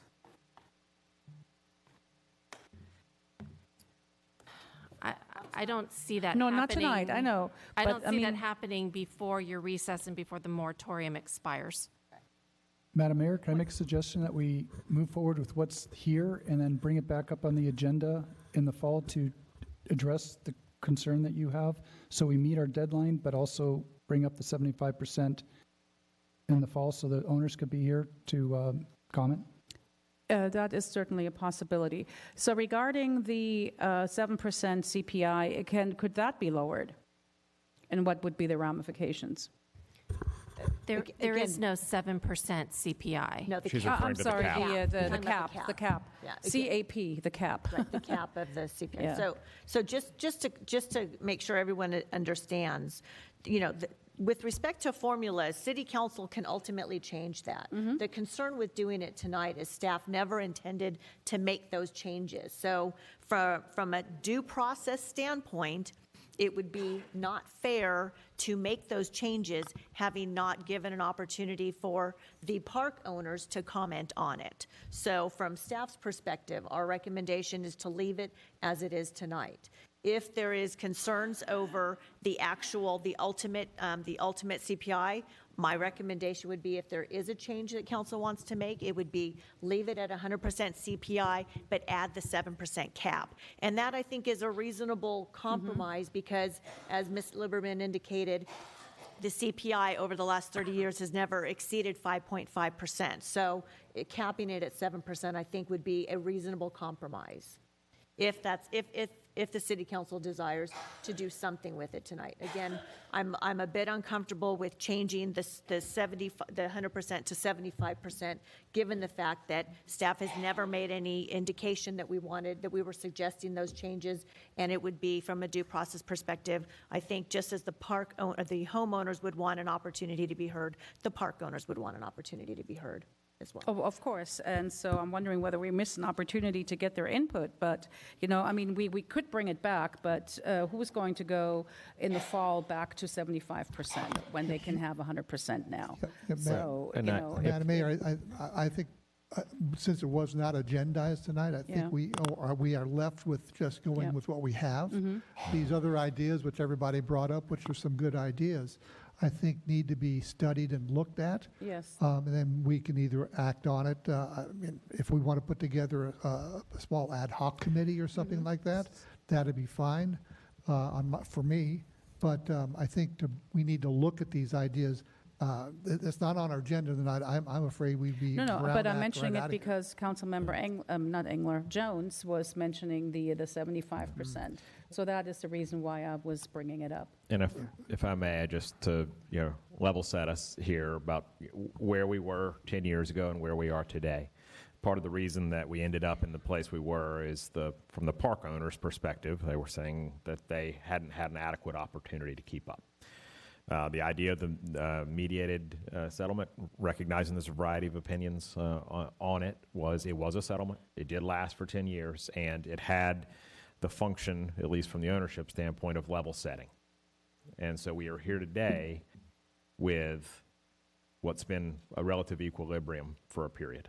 And so we're not entering a new mediated agreement. That's not what's here. Well, what's here is what's been in place, and we have to extend it and make some modifications to it. Now, the council always has the opportunity to do those things, but just as a reminder of how we arrived at the finite nature of the agenda item tonight, went through a period of level setting, set a new equilibrium, so we didn't have some of the situations we were having back then with these dramatic requests.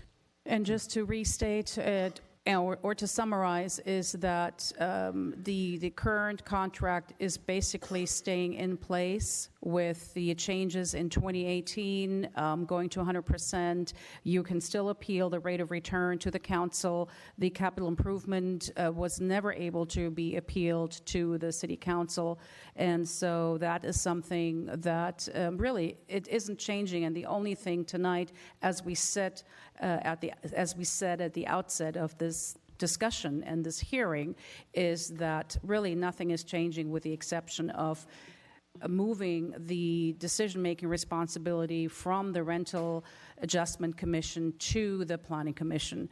And that's basically all this is. So with that, Mayor, may I make a motion, please? You can go ahead and make, well, All right. let's see. Mr. Jones is, he still is up. Yeah, just very quickly, I'd just like people to know that we're limited on what we can do tonight because we have to do what's on the agenda, and so we can't get into other areas. But I believe all of us heard loud and clear all the comments that you made, and I think subsequently when we deal with this, we're going to certainly take those into consideration. And I would really thank you for coming out tonight and making us aware of these things. Thank you, Madam Mayor. Thank you. And with that, I will close the public hearing. And Mr. Adam, go ahead. All right, yeah, and Ed and Bob are right. It's been a good freewheeling discussion. It's great to have you out here. However, some of these issues are not agendized, and we really, in all fairness, can't vote on them. However, what we do have in front of us, as the mayor pointed out, is a recommendation by staff, and I'm prepared at this point to move that we, in fact, vote on that recommendation, which is 1, 2, and 3. Thank you. 1, 2, and 3. 1, 2. What's the number? The ordinance. Oh, 8C. 8C. Would you please include the change of the description of mobile home park? Oh, yeah, that's a good idea. Does everybody think that's a? I see a think lot that's of an head excellent noddings. idea. I like that idea where we describe the mobile home park as owners/tenants. Is that? Yeah, we want owners / tenants. Do we like the owner/tenant appellation? Yeah. Okay. So we can get that done. Appellation. Ooh, I love Appellation. that word. Thank you. All right. So that's my motion. And if I might add that staff will follow up on the questions regarding code enforcement and Yes. bring back subsequent discussion from the Great. council. There we have it. Thank you. And Madam Clerk, would you please take the roll call? Councilmember Adam? Yes. Councilmember Jones? Aye. Councilmember McNamee? Yes. Mayor Pro Tem Engler? Yes. And Mayor Bill De La Pena? Yes. And that motion carries 5-0. And I do have an ordinance title to read into the record. And it's ordinance repealing and replacing in its entirety the provisions of Chapter 25 of Title 5, Mobile Home Rent Stabilization of the Thousand Oaks Municipal Code. Thank you. And again, we will notify you when we have the other issues coming up, and that will be after the summer break, probably the fall. Thank you. And with that, we will open the next public hearing, which is 8A, landscape. Mayor, can we take maybe a 5-minute break, real quick? Real quick? Okay. We've very been at good. it for 4 When we come hours. back from recess, we will go to item 8A, the public hearing for landscape and lighting. Thank you. Sorry, I loaded it up for you, at least.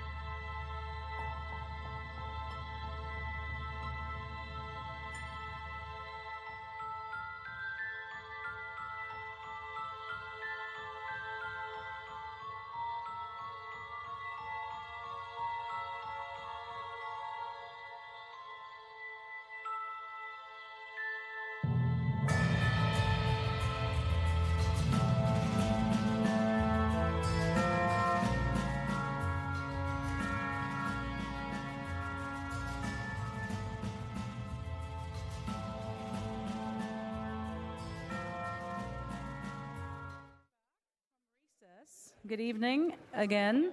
We will now go to our public hearing, number 8C. Madam Clerk.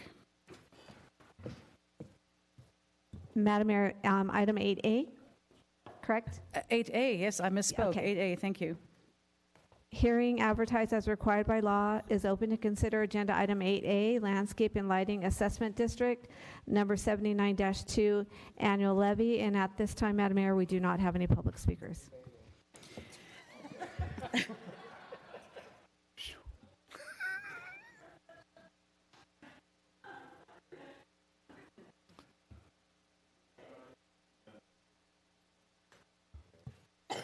This is the Landscape and Lighting Assessment District annual levy, and this will be presented by Senior Civil Engineer, Mr. Jim Taylor. Haven't seen you in a while. Hi there. Good evening. Yes, it's a pleasure to see you in person and without a mask on. How about that?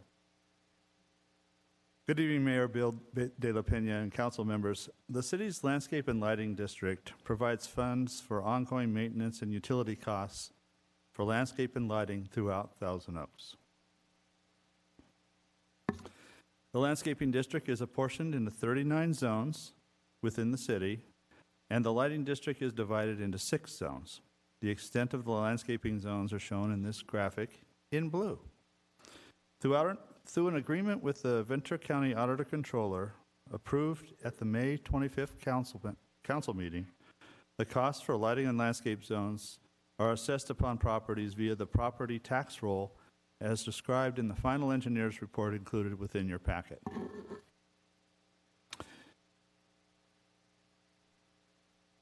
In accordance with the district formation documents and the final engineer's report, assessment rates for all but one zone will be adjusted this year by the allowable 3%. Note that Landscape Zone 37A near Mountain Creek Drive in Newbury Park is currently being subsidized by the city. Thus, an increase of 11% is being applied to reduce the subsidy and to fund past and anticipated additional extensive maintenance costs in the area.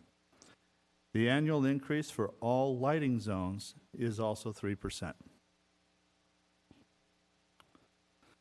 Landscape assessment rates are proposed to increase by $9 per year, or roughly 76 cents per month for the average resident. Note the maximum rates shown here generally apply to regions of the city with many landscaped medians, parkways, street trees, and weed abatement, such as Zone 2 near Lynn Road, Greendale, and Reno Road, Zone 17 in the Olson and Wildwood area, and Zone 27 with the large Crown View open space parcel, but only 11 parcels being assessed for the weed abatement. Lighting assessments are proposed to increase to the maximum approved rate, an increase of 50 cents per year from last fiscal year. The Landscape and Lighting District continues to face challenges with escalating irrigation water rates and electricity costs. In addition, Public Works is beginning to allocate funding toward landscape rehabilitation projects focused upon reducing water consumption as well as using solar irrigation controllers. Lighting district revenues continue to lag behind expenses and do require some general fund subsidies. The recommendations are listed in your staff report, and staff is available for questions. Thank you so much for this report. Appreciate it. Are there any questions? Madam Mayor, just one real quick question. Go ahead, Just Mayor Pro Tem. in terms of the District 37A, you said we needed to increase that by 11 and change. What about that district made it fall so far behind? That particular zone it comprises the shopping center out there off of Reno near Kimber, the Albertson Center. And as such, there was a lot of street trees that had to be tended to this past year that were unexpectedly expensive. And so we're trying to recoup some of the extra expenditures that we had to spend this year, which constituted a city subsidy. And then we're also increasing the rates to try to offset some of that loss. So as a kind of a one-time and then going forward type thing? We anticipate that, yes, it'll be a one-time thing. Yeah, and if I may, Nader Hidari here, that increase is relatively nominal in terms of dollar amount. It's a $6 per parcel increase. It was low to begin with, so. Per year. Yes. Any other questions? None? I think then we have a motion already by Councilmember Adam. Well, yeah. Close the public hearing. Close the public hearing.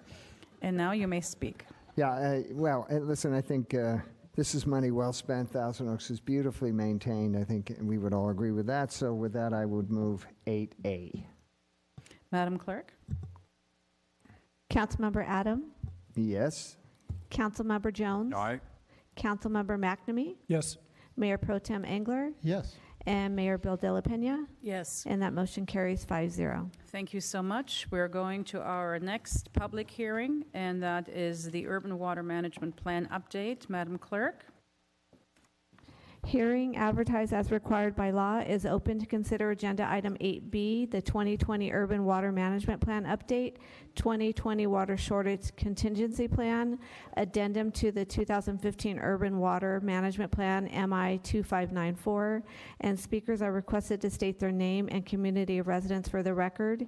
We do have one individual that has presented a speaker card, and pursuant to council standards, the speaker will have 5 minutes. Thank you very much. And this public hearing will be presented by our Utilities Maintenance Supervisor, Mike Devlaovich. Is that how you pronounce it? Devlaovich. Yes. Devlaovich. Welcome. I don't think we've seen you before. First time. Here. Okay. Congratulations. Good evening, Madam Mayor and City Council members. This evening, we're presenting to the Council the 2020 Urban Water Management Plan. My name is Mike Devlahovich, joined with Nader Hidari, Dr. Helen Cox, and online Katrina Paez from Kennedy Jenks, our project manager. So the items proposed tonight are the 2020 Urban Water Management Plan, the 2020 Water Shortage Contingency Plan, and the addendum to the 2015 Urban Water Management Plan. So an urban water management plan tells an agency's water story. It's intended to function as a planning tool to guide broad perspective decision-making by management of water suppliers. It provides a framework for long-term water planning that ensures adequate water supplies for existing and future demands. It's required by the state, and it's to be submitted to DWR every 5 years. And compliance with the urban water management plan determines eligibility for state grants and loans. The Urban Water Management Plan Act was passed in 1983 in response to drought.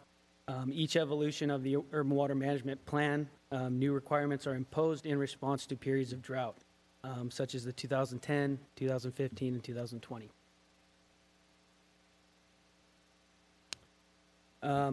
Some of the requirements of the Urban Water Management Plan are service area assessment of population, water use, both past and future, water supplies and reliability, and the water shortage contingency plan.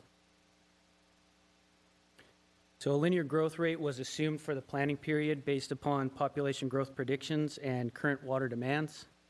City staff coordinated the Urban Water Management Plan population assessment with CDD to estimate a 13% growth rate within the city's service area through 2045.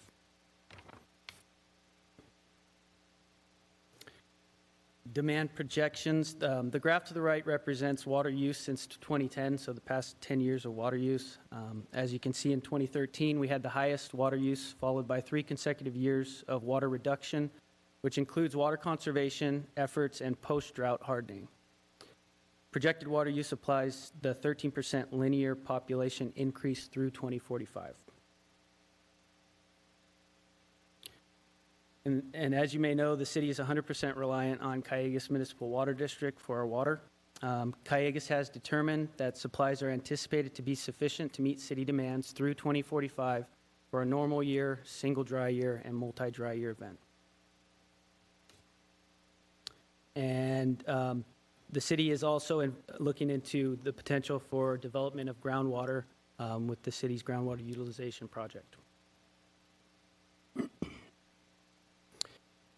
The water shortage contingency plan is a plan of action to be followed during supply and demand shortages. The state is recommending a move to a 6-tiered system from the current system, which is a 3-tiered system. So as you can see in 2015, we have the 3-tiered system with a 50% reduction in our water supply. And what the state's recommending is to move to a 6-tiered system with the same percentages for the same water supply shortages. And lastly, the proposed addendum to the 2015 Urban Water Management Plan will satisfy the state requirements for the Delta policy. And staff's recommendations can be found in the staff report. This concludes this presentation, and we would be happy to take questions. Thank you so much for that presentation. I appreciate it. We do have a public speaker, but wanted to see if there are any questions from council first. Then I will call on Roseanne Witt via Zoom this evening, I believe. Do we have Roseanne Witt? Good evening, Madam Mayor and council members. Can you hear me? Yes, we can. Good evening. Thank you. My name is Roseanne Witt from Thousand Oaks, speaking for the Conejo Climate Coalition. Our urban water management plan must demonstrate how TO will meet water needs, including during drought and catastrophic supply interruptions through 2045. The staff report says a notice of public hearing was published in the local newspaper. In TO, that would be the Acorn, which every home receives at no cost. But said notices did not appear there. So it's not surprising that, per the staff report, no comments were received from water agencies or the public. Residents were not notified sufficiently in advance of this hearing to be able to read all 1,094 pages, though doing so is critical to our ability to discuss and offer recommendations for water policy and programs in our general plan, which must include comprehensive, integrated water resource planning. During a statewide mega drought, TO is 100% dependent on imported water, which is delivered by an aqueduct that is structurally compromised by land subsidence resulting from overdrawn and collapsing underlying aquifers. Meanwhile, climate impact forecasts include more drought, less frequent rainfall in more concentrated events, and greater risk of flooding and mudslides. So we expect a new GPU paradigm for water conservation, water reuse, and stormwater management that improves local water self-sufficiency and reduces our dependency on imports as well as our vulnerability to drought and water scarcity. For example, our general plan should specify at least 50% improved water efficiency above the current average for all new construction. TO should also require new construction to incorporate gray water systems for irrigation and permeable pavement, rain gardens, and bioswales to capture and store stormwater so as to increase natural ground infiltration, recharge the Conejo Valley groundwater basin, reduce threats from flash flooding and mudslides, and preserve native trees that naturally enhance water storage and reduce stormwater runoff, while also providing shade and evaporative cooling that in turn reduces urban heat island impacts. Once these state-mandated reports are approved, we understand and expect that they will be revisited when the general plan is updated. We also expect a widely promoted public forum about the city's water supply with a website where the data they contain can be readily found so all residents can access it and assumptions underlying city projections. Water is obviously also one of the most important topics for the Climate and Environmental Action Plan. We appreciate that the state requires and Public Works has completed this 5-year report, which can help all our residents better understand what is needed in the GP and the CAP to ensure Thousand Oaks residents never find ourselves without water. Thank you. Thank you very much. I actually agree with everything Roseanne Witt said. I will be very much in favor of following through with her suggestions. All right. We can now go back to staff to address any of the issues raised or questions raised. Yes, sure. I'd like to reply to some of the questions that were raised. In terms of publishing the notice for the meeting tonight, this public hearing was posted and noticed in the same fashion that all of the public meetings we have, public hearings are noticed, and it was noticed on June 8th and June 15th and all the required publications. And in some of the other elements that were mentioned, yes, these are all part of elements that are being studied with the Climate and Environmental Action Plan and with the General Plan. And as mentioned earlier in the presentation, we are exploring opportunity to develop local groundwater in the area as well to, reduce our reliance on the State Water Project. What about some of the other issues or items such as the gray water and so forth requiring that finally in new construction?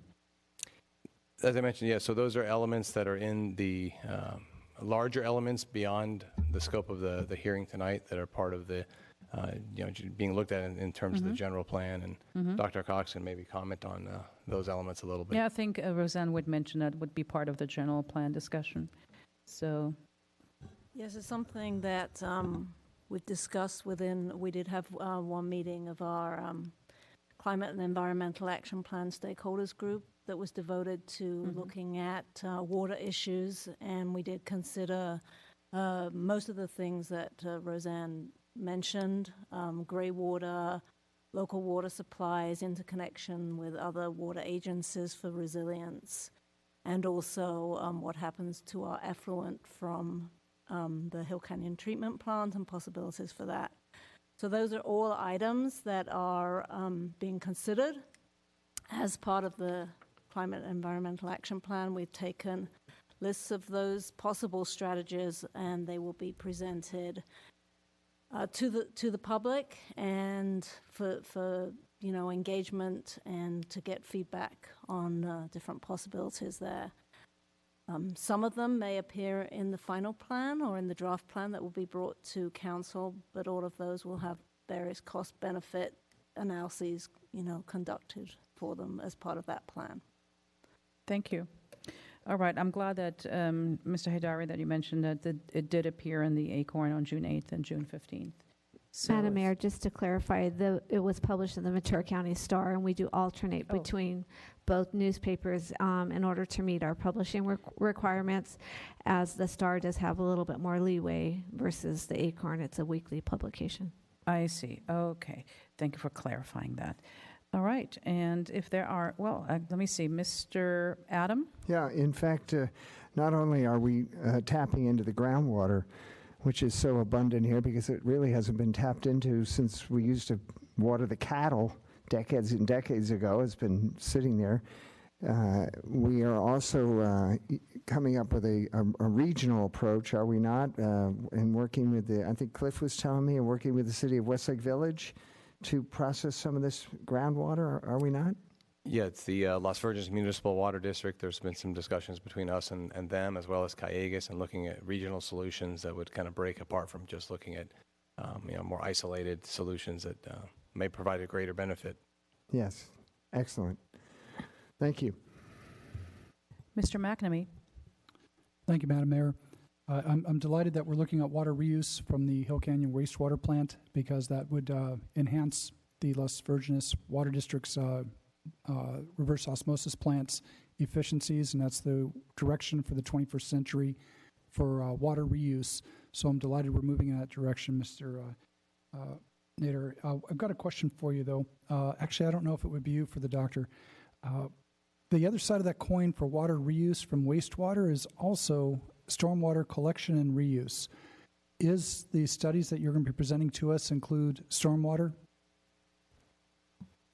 The stormwater reuse is a newly emerging area, and there isn't a lot of cities that are beneficially capturing the stormwater and reusing it or putting it into the water supply or treating it, but that's something obviously that is there. It's not as abundant as it would, potentially groundwater could be, or other sources, particularly because of the lack of stormwater, especially as of late. But it is another area we're looking at, and in fact, Las Virgenes, with that plant they're building, they're looking at ways to augment their flow during the summer months where they normally would run dry, and that's another area they're looking at. And we have a large geographic area, Thousand Oaks, so that there's elements being looked at there to try to put that all together and come up with solutions to, make stormwater into a resource. Thank you. Reason I say is that if history proves itself, we will see rain at some time in the near future. Exactly when, don't know, but I'd like to be prepared for it. Yeah. The challenge, again, as you know, with rainwater is the quick downpour of water and the huge amount, and how do you capture that, and then how do you store it and use it through the rest of the year if it does sustain you through the rest of the year. So you are, from what I understand, looking at stormwater capture and reuse as a other option here too, correct? Yes. Excellent. Look forward to seeing how that develops. That'll be excellent to see. Thank you. All right, there are no more questions, and then I will entertain a motion. First, we're going to close the public hearing, and then I will entertain a motion. Move 8B, Mayor. All right. Councilmember Adam moves 8B. Madam Clerk? Councilmember Adam? Yes. Councilmember Jones? Aye. Councilmember McNamee? Aye. Mayor Pro Tem Engler? Yes. And Mayor Bill De La Pena? Yes. And that motion carries 5-0. Thank you. We will now move to item 9A, Department Report, Benefits and Compensation for Executive Managers, and this will be presented by City Manager Drew Powers. Thank you so much, Mayor Bill De La Pena. As the council knows, you did approve the various contracts with our represented bargaining units earlier tonight.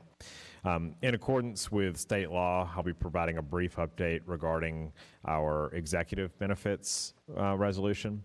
Our executive managers are not covered by a collective bargaining agreement or contract.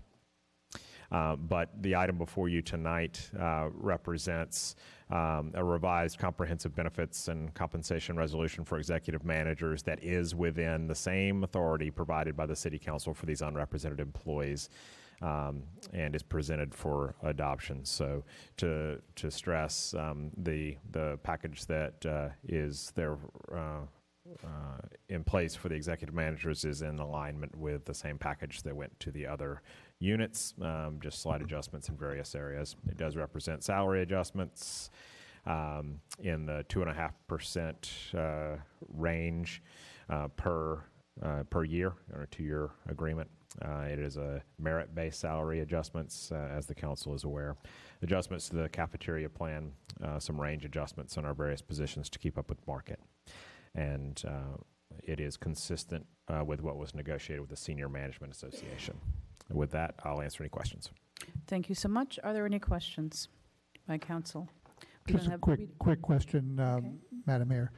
In terms of competitiveness with other agencies, are we competitive here, Mr. Powers? Yeah, and that is part of our bargaining effort. When we go through that every 2 years, we do look at our ranges and do a range adjustment.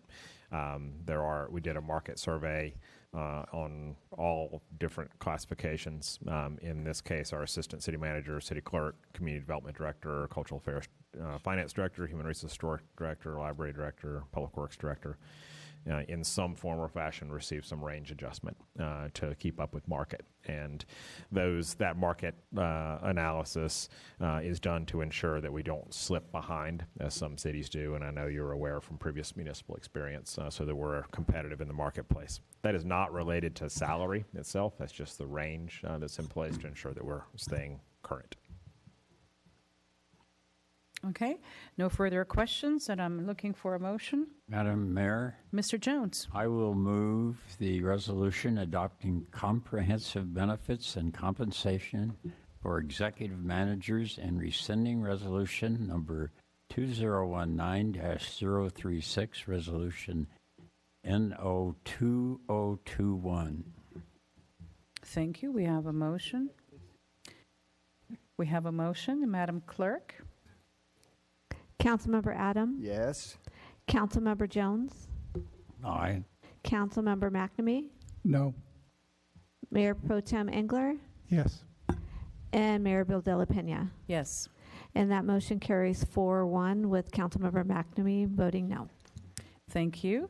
And we will now move to, let's see, City Manager, follow-up items, 13A. Thank you so much, Mayor Bill De La Pena. We do have our last meeting before the summer recess will be 2 weeks from tonight on the 6th of July. We will have an update on our Hill Canyon treatment plant and the master plan out there.